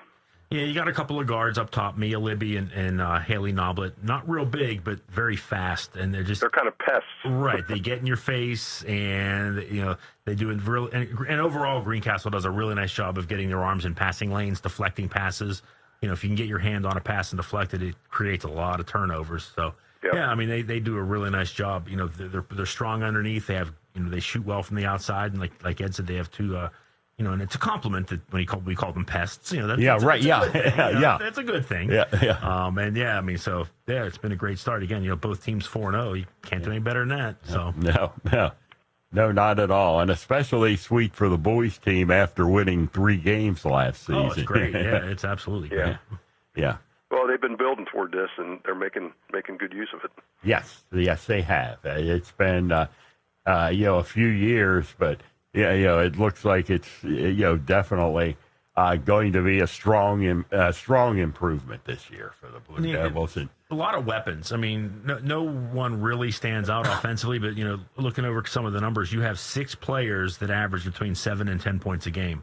So, it kind of makes it tough on an opposing coach. There's really no one player to focus on defensively because, you have, it's kind of like whack-a-mole. You knock this kid down, someone else is going to, you knock him down, keep him from scoring, and someone else is going to pop up and score 12, 14, 16 points on you in a game. So, while it's nice to have that one go-to player that can score, 18, 20 points a game, like I said, when you have 6 kids that are averaging between 7 and 10 points a game, it's, you can have 2 or 3 kids have an off night and, 2 or 3 other kids will pick up the slack and you'll pick up an easy win. Yep. So I was just reading a story about a team out in the Whippeal Conference out near Pittsburgh. It's called Chartiers Valley. They've now won. There's a girls team. They've now won 63 straight games, which is wow. I think it broke a record by Lancaster Catholic for the longest in the state. Wow. And basically the story was about how they've rarely ever had over the course of their program, in recent years anyway, they've never had anybody average more than 18 points. And it's usually like you were saying, John, 5 or 6 players between like 8 and 14 or something. They just share the ball all the time. And I think that's also kind of Greencastle's thing too, is that they purposely don't overload one person. They try to, pass it around. Yeah. Yeah, I think I'm kind of just scanning the number. I think there's 6 different players for Greencastle that have had double digits in points in a game this year, and they've only played 4 really games. Good. And they've only played 4 games, so yeah. Yeah. So a lot of weapons. It's not just one player you have to focus on stopping. You have 6 quality players, 7 quality players for that matter. That you have to worry about stopping if you're going to beat them. Yeah, it is, and it's good. And I'm thinking about that 8 out of 12. That's a 75% from 3-point from 3-point range. That is incredible. Yeah, not too shabby. Yeah, yeah, right. Yeah, I mean, you're usually lucky to be at 25-30% from 3-point range. Yeah, anything over 50 is pretty darn good. Yes, if you're for 12. Yeah, that's well beyond pretty darn good. Yes, it is. Yeah. That's quite a percentage. Well, Ed, thanks for joining us here tonight, and certainly, we will talk to you tomorrow night. We'll be doing the Chambersburg and CD East girls game tomorrow night from Chambersburg. Yep, looking forward to that. Yep. Looking forward to see the Lady Trojans. I haven't seen them, in a while. Yeah. Right. Yeah. With our schedule for the last couple of years, we saw them at the tip-off tournament. That was it. Yeah. That was about it. Yeah. Yeah. We're in the same boat. I kind of forget. I don't even remember what Rick Lewis looks like. It's been so long since the boys have played at home. Yeah. The boys have not. Yeah. Geez, it's probably been close to 11 months. It's the first time this year they'll have a home game. Yeah. And now they had, I think it was 7 of their next 8 at home and only going to Waynesboro. So yeah. I hope the kids remember how to find the gym because yeah, I'll say. I mean, they practice there every day, obviously, but Yeah, right. But but to go in and actually play a game, they're so used to just showing up at 4:00 and getting on a bus. They're gonna be like, "Wow, we don't have to be there until like 6 o'clock." Wow, that's so much different. Yeah. Okay, Ed. Thanks. And all right. See you tomorrow. Talk to you tomorrow, Ed. Okay. All right. Bye. Bye. That's our colleague Ed Gottwals. And always good to talk with Ed. I love talking to Ed. Yes. Yeah, that's great stuff. Yeah, and what a wealth of knowledge that goes back. I mean, as long as he's doing this for, I think, what do you say, 40 years? Well, it's actually well over 40. It was 42 at the public opinion. It's amazing. He started. He started when he was 3 years old. So right. Yeah, he's a child prodigy, I guess. Yes, and I guess this is 3 years at the sports page. So. Yep. Yeah, it's You pick up some knowledge when you do it that long. Yes, you do. You it's absolutely 45, do. and Ed was the source. Has been the source for Chambersburg sports. I mean, he is. No, he was. I meant to say he is, and it was going back. I mean, into the late 70s and early 80s. Oh, yeah, he's seen a lot of great athletes. That's for sure. Yeah, and. Covering for the public opinion. So, yeah, it's like a walking encyclopedia. It's great. I mean, it's just great just to sit back and listen to him. All the stuff, he's seen. And I still remember the night, oh, gosh, it's been probably, 3 years ago when we had Garen Gemby in here and Ed, and I can't remember who else, and they were, swapping stories from the 2000s, the mid-2000s when Franklin County had that really great run in high school basketball. I just sat in the corner and listened. It was great. It was probably one of the best, most enjoyable hours I've had, since we've been doing stuff here for, RGG and Mid Penn Broadcasting. Just listening to them swap stories. Yes, it was. That. Yeah, it was great stuff. Yeah, I guess it was at the, their 20th or 10th anniversary. Yeah, it probably would have been. So yeah, like 2017. 3 or 4 years ago. Yeah, 3 or 4 years ago. Yeah. And the thing that amazed me, so much, too, was the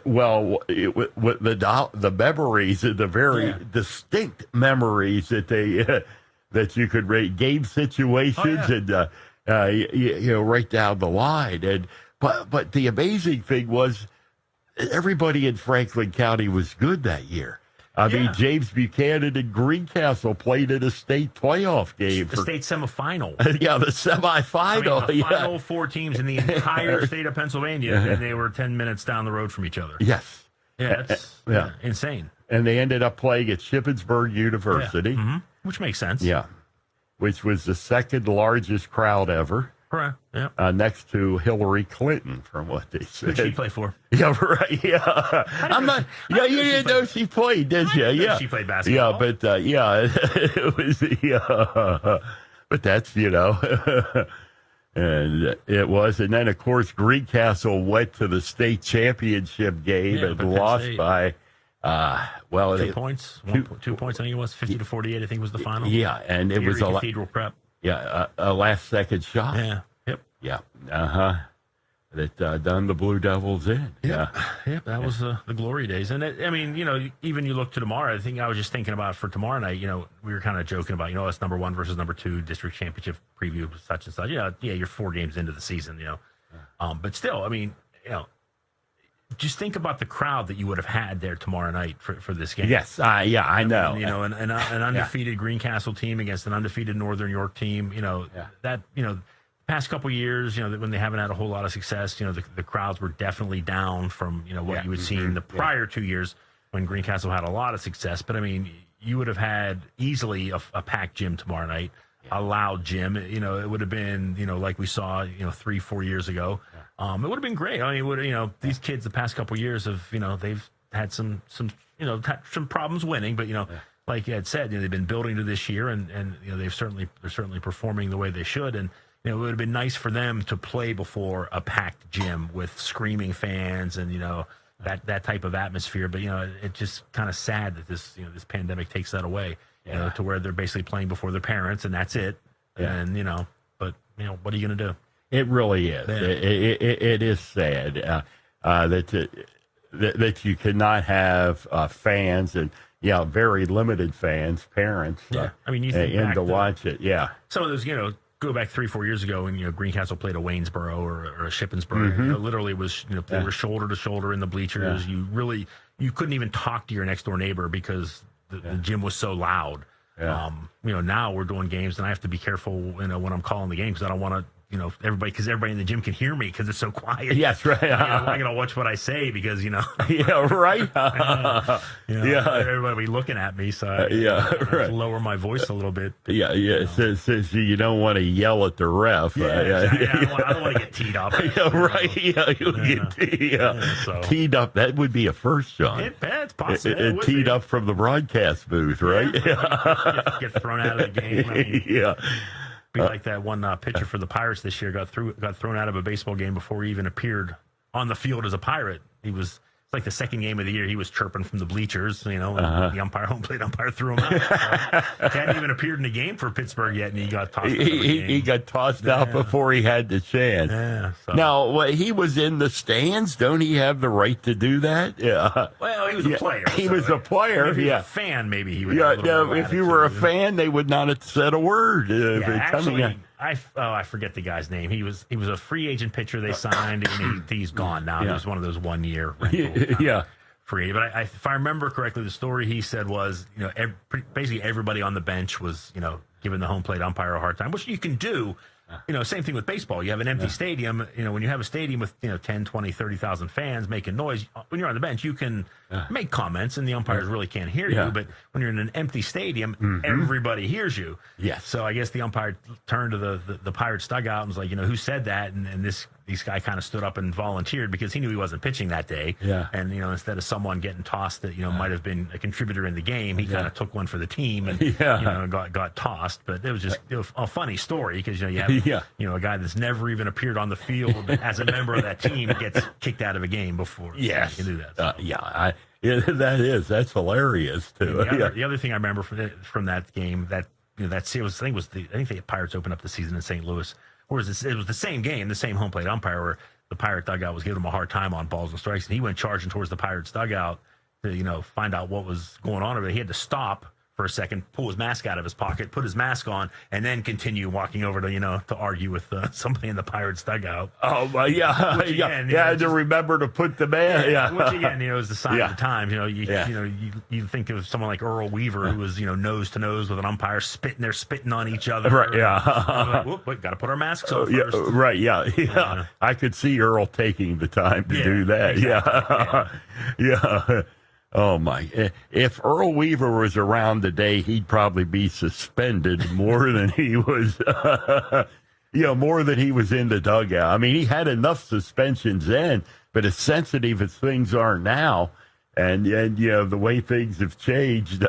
Instant replay. How would Earl argue an instant replay decision? He'd find a way. Yeah, I will say that. I think instant replay is good for the game just because it allows them to get the calls right. But again, it does take something away from that. You get that bang play at first, and here comes the manager charging out of the dugout, and going nose to nose with the umpire. Now it's kind of like you see the manager like stop, kind of look up to the press box to see if should get the thumbs up or the thumbs down. Should I challenge? Yeah. That's no fun. We like the olden days where they're kicking dirt on each other. I said that all along. When this thing starts, there's no more arguments.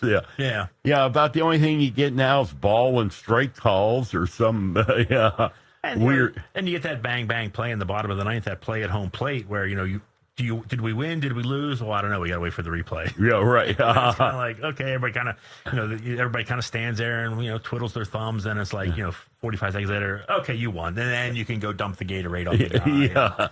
Yeah. All that stuff. So, yeah. Technology. Like I said, I think replay is good because it allows them to get calls right, but it just kind of takes away just a little something from the game. Oh, it does. Yeah, it does. Back in the 70s and 80s, when the Orioles and Yankees played between Billy Martin and Earl Weaver, that was the show. You just waited.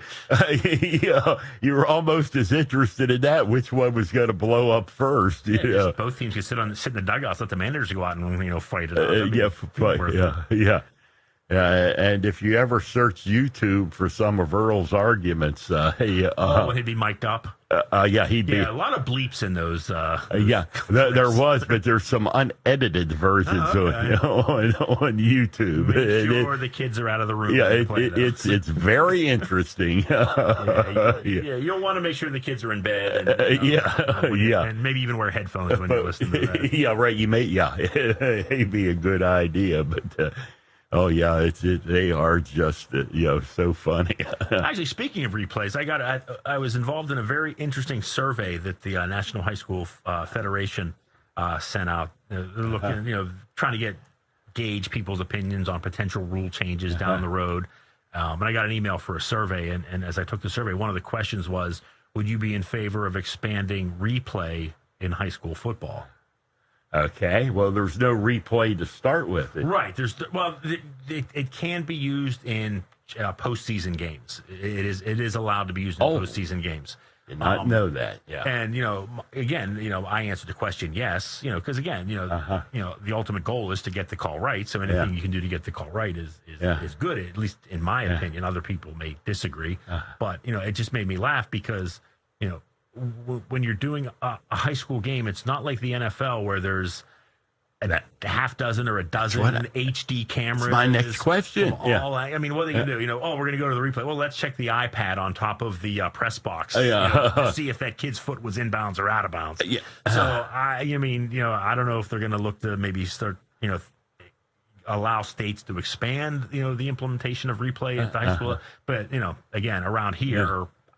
It's meaningless because, Well, are they going to come over to the Mid Penn Broadcasting booth and say, exactly. Can you move that back a little bit here so we can... because we want to see if that kid's foot, 70 yards away on the other side of the field. Was his toe on the sideline or not? We need to check. That'll work well. Yeah, I don't think that there's enough cameras around. I don't think. There aren't. Yeah, right? That one camera perched on top of the press box is not going to... It's not going to do it, No, but still, again, it's an interesting concept. I know there are places where where, I mean, especially like, ESPN broadcasts some high school games. And, I'm sure, what, is it Channel 21? And who have enough cameras and, production truck and, replay facilities and whatnot to where you can probably, use that. Yeah. But, you're, run-of-the-mill high school football game with, like you said, the Mid Penn Broadcasting, either using a low-budget, video camera, or even an iPad to broadcast the game. Probably not going to be good enough. It's not going to be, exactly. Did that quarterback, did he get the ball across the goal line? I'm not sure. Let's go to the iPad on top of the press box at the 50 to see if he crossed he broke the plane at the goal line. Yeah, right. Probably not going to work. No, I do not think so. So but it's an interesting thing. Just, as technology grows. And really, I would imagine even the technology to broadcast games will continue to get cheaper, get smaller, easier to use, cheaper. So, maybe 10 years down the road, you'll see, the ability to, broadcast games with, you get a 2-3 cameras and a small switcher and, some stuff like that. Maybe you can, do something like that. Now it's probably still cost prohibitive, but, 10 years from now, who knows? It's cost prohibitive. There's no to do it for, to have 2-3 cameras up there. And also, right, we technically could be doing HD right now, but the broadband coverage in this area is just not good enough to handle HD. You're going to get the frozen picture. Right. Is what you're going to get. But, I mean, there's even an option in here to do 5K. I can't run that far, Gary. 5K. Yeah. I thought you meant run a 5K. You're talking about broadcasting in 5K. I got you. Yeah, right. Yeah, broadcasting in 5K. I thought you meant go out and run 3.1 miles. I'm not doing that. Right. Exactly. But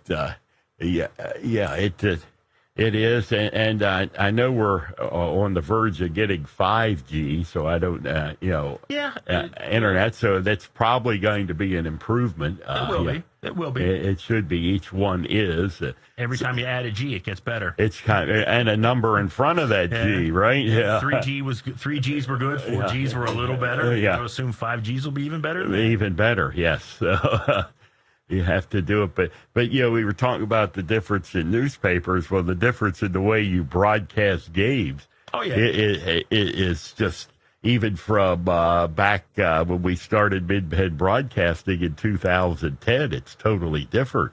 When we originally started, it was a cell phone that you'd buy minutes on, to plug in and you'd have the normal broadcast setup, and it would be through the phone. Yeah, I remember doing, when I was in college doing games, and it would be done through the phone line. You would literally take the old, the phone cord. I don't even know if people under the age of 20 know what a phone cord looks like, but you could plug that into your board, and that would run through the phone line, and the broadcast would come out across the radio, sounding like a phone conversation. And if you remember what a phone conversation would sound like before cell phones and digital technology, it just wasn't very good. No, the quality was not good. Right. So, that's kind of what but now, nowadays you have, like you said, cell phone capabilities, digital communication, and the quality of the broadcast, at least the sound. I'm not talking about the people doing it. I'm talking about the sound coming out of your speakers. Yes, it is incredibly different from what it was 20, 25 years ago. Oh, it's very good. Yeah, I mean, it is. It's the next thing to HD. Yeah, I mean, it's sound quality. Yeah. Mm-hmm.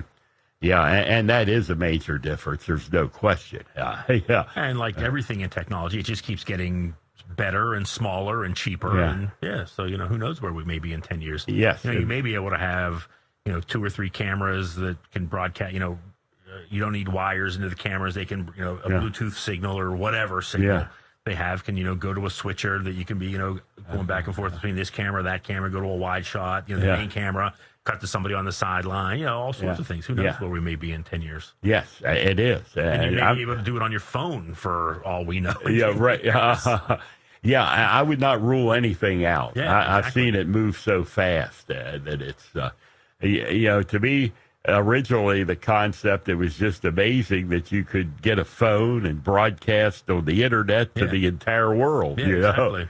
And it's, and it does, continue. to get better. But, technology has moved so much faster in recent years, I think, at any point in my lifetime. Yeah. Absolutely. Man, it makes life a lot easier. Yeah, I mean, I was thrilled when the first time I saw a color television. That means you're a little older than I am older than you are. So, I've always remembered color You've always remembered, so, back in the 60s, there were very few programs broadcast, and then eventually it became more, and it was always a big deal, broadcasted living color on NBC. With the Peacock. With the Peacock, Okay. Yeah. That's good stuff. Yeah. I've I'm not like I'm young or anything. Yeah, you're a youngster, John. Yeah, whatever. 54. Yeah, that's pretty young. That's young. Trust me. Yeah. If you'd have asked me that 30 years ago, I'd have said you're an old man. But today, you're a youngster. Yeah. It's amazing how that works. Yeah, right. Everything is my perspective. Yeah, right. The older you get, the younger you think you are. Yeah. I would think 65 was just, oh my God, Stick a fork in you, you're done. You're done. Yeah. But it seems pretty young right now. I think so. Yeah. I think so. Yeah. Got two teams, I guess, by Sunday we'll know who's in the Super Bowl, right? Yes, we will know who's in the Super Bowl. We know who's not in the Super Bowl. I don't think our picks went real well last week. It was 2-2. 2-2. I think we both had the same thing. Yeah, it was 2-2. Yeah. And the Ravens, when they do not run the football, they do not win. That was just, again, football's such a funny sport. A lot of times it comes down to one play, and that, the pick six was it. That was the big turning point. The Ravens were driving, I think they were down a touchdown at that point, right? Yep, they were driving to tie the game. And, just one bad decision, and basically the game's over. Yeah. So, it's just, And you had a game where 4 of the 6 field goal attempts were missed between Tucker and the Buffalo kicker. Yeah. And how often do you see that? I mean, the wind was, that swirling wind, and 4 of the 6 were missed. But it was not a good night for the Ravens. I think Justin Tucker hit the right upright, and then he hit the left upright. Yes, so he was double doink or double doinked it. Yeah. So, it's just that's part of it. Yeah, I know. Yeah, but like you said, that interception and to return it. I mean he just never recovered from that. Yeah, like I said, you go from and he got hurt later in the game, and that was pretty much it. But you go from a situation where you can tie the game, and if you tie the game, who knows what's happened? Who knows that? Then you fall behind 2 scores. You're on the road. It was just. Yep. It just wasn't meant to be. And the game that too really surprised me was Cleveland and Kansas City. How close it was. Yeah. Cleveland had their opportunities. They had that play in the end. I don't know if you want to call it a bad decision when the player reached out to try and get the ball across the goal line and he fumbled it through the end zone and gave up possession. Yeah. You can understand wanting to score, wanting to do everything you can to try and score the touchdown. That's understandable. But, on the flip side of that argument is, worst case scenario, you're first and goal from the 1 yard line. So, maybe you should, think not to reach out and risk, fumbling the ball. And because again, you talk about turning points in a game, and then, Mahomes gets hurt and he goes out and, Cleveland scores, gets it to a 1-score game, and you think Cleveland's going to win this thing. And then Chad Henne makes this miraculous run on 3rd and 14. Yes. Gets it to 4th and 2 or 4th and 1 and able to complete the pass. And Kansas City goes on to win. But it was an interesting game. And, Kansas City, we said before that game even happened, Kansas City did not look all that impressive the last half of the season. They, won a lot of games. I think pretty much every game in the last half of the season, they won by 1 or fewer scores. Fewer than 1 score. So it wasn't as dominating. Right. And I think they'll have their hands full with Buffalo. Yeah, I think they're up 16 points at the half. Kansas City was. It was, and Cleveland came back. They looked like they were in control of the game, and then Mahomes got hurt. Things like that happened. But it'll be interesting. You have a Green Bay team that just looked. Aaron Rodgers, for whatever reason, looks just like he's the best quarterback in the league, and he's most likely going to win the MVP. Tom Brady love him or hate him. He's in a championship game for the 14th time. Yeah, I know. Some insane number of. Yep, I hate to admit it, but he is. There's no. I mean, there's no question. He comes to Tampa Bay and has them on the verge of the Super Bowl. Yeah, I mean, it's funny because back in August we talked about it. One of the fun things about that situation was, Brady and Belichick, side by side for 20 years and all the success New England had. And it was like, okay, who do we give credit for all that success? Was it Belichick? Was it Brady? We'll find out this year because Brady went to a new team. And, New England, Belichick was still in New England and they brought in a very good quarterback. In Cam Newton, or at least had been a very good quarterback. And, Cam had his issues this year, and New England had their issues, didn't make the playoffs. And, like you said, Tampa Bay's on the verge of a Super Bowl. And, would it be Tom Brady's 10th Super Bowl, I think? I think so. Something like that. Some crazy number. Yeah. So, I mean, we'll see. And, even that was one of the games I missed. I like New Orleans in that game. But, New Orleans had 4 turnovers. Drew Brees couldn't throw the ball more than 20 yards because between his shoulder and his ribs. How good is New England? I wasn't overly impressed by Tampa Bay. Yeah. I wasn't overly impressed by Tampa Bay in that game, but we'll see. And New Orleans just can't get over that hump. Right, they've lost 3 playoff games at home in a row. And the championship game. Yeah. So we'll see. Yeah. Certainly looks like it's a game Green Bay can win, but again, you never ever ever count out Tom Brady. Yeah. Like I said, he's been in the league since 2001, and he's made it to 14 championship games. This is his 14th championship game. Yep. I mean, I think I heard somebody on a radio show this week talk about, I think since the merger in 1970, it's like, I can't remember. It might be the Cowboys have been to like 17 championship games, and some other team has been to whatever. And it's like Tom Brady's been to 14. So it's like, Tom Brady since 2001 has been to almost as many championship games as, franchises like Dallas and Pittsburgh and, teams that have been around, Green Bay, San Francisco, teams that have been around and playing since, the merger in 1970. It's incredible. What he's done. And again, a lot of people don't like him, whatever, but I'm not because he played for New England and beat Pittsburgh, every year it seemed like I was never a Brady fan. Right, But you got to respect it's just it's amazing what he's done. And no doubt Pittsburgh had its trouble with New England. Oh, my goodness. They could not. I don't know how many times New England knocked him out of the playoffs. And they knocked everyone. Of course, they knocked everyone out getting there.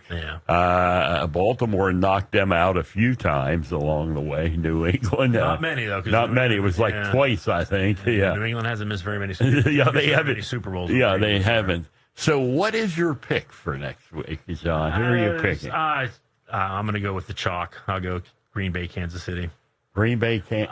From what I've heard, Mahomes is going to play. I know he practiced yesterday. He practiced today, so I'm assuming he's going to come out of the concussion protocol and play on Sunday. I think both games are a 3-point.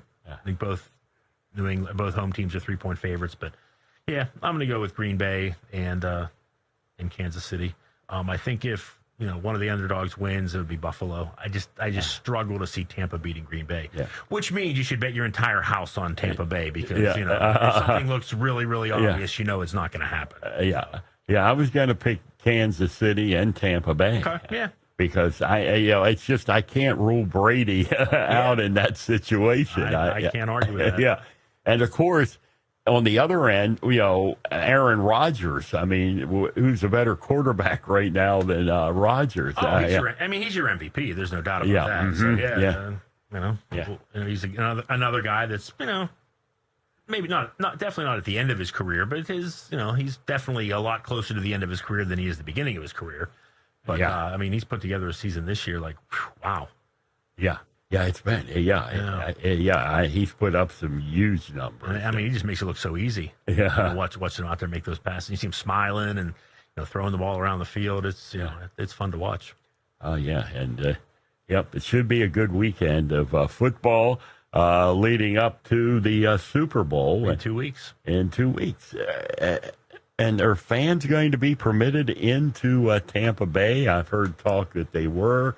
Never heard anything official. It's a great question. I haven't heard. Florida has a Republican governor, so yeah, right. And Florida's wide open. Yeah. So my guess is there will be fans. I don't think it's not going to be a full. It'll be one of those 30% capacity, 25% capacity deals. I would assume. Actually, in the state of Florida, they're cleared for a full stadium. Oh, really? Yeah. Now the NFL. What I was going to say is, I think it may come down more to the NFL than it does to the state of Florida. In other words, if Florida says go ahead and fill it, I don't think the NFL is going to. I don't think the NFL would allow it. I mean, they'll impose some sort of restrictions, but you will have some fans in there, I would imagine. Yeah, because I remember the Dolphins, he told them that they could, sell the and they said thank you, but we're going to reduce it. But Miami's always half full to start with, like baseball games in Pittsburgh. Right. Like I said, I thought they've been running restricted, limiting the number of seats being sold for the past 4 years, the 10% of capacity. The 10%. That's how many people come to Pirate games anyway. Right. So if they leave 10% in, they're good, right? You go back to 2017 and watch a game, you think, wow, did we have COVID back then? Because they only allowed a lot of social distancing in the bleachers tonight. So. Yeah, right. Yeah. Okay, thanks for joining us for Chalk Talk. Remember, tomorrow night, Greencastle Northern boys basketball here. Should be a good one. Yeah, WRGG, 7:30. Pre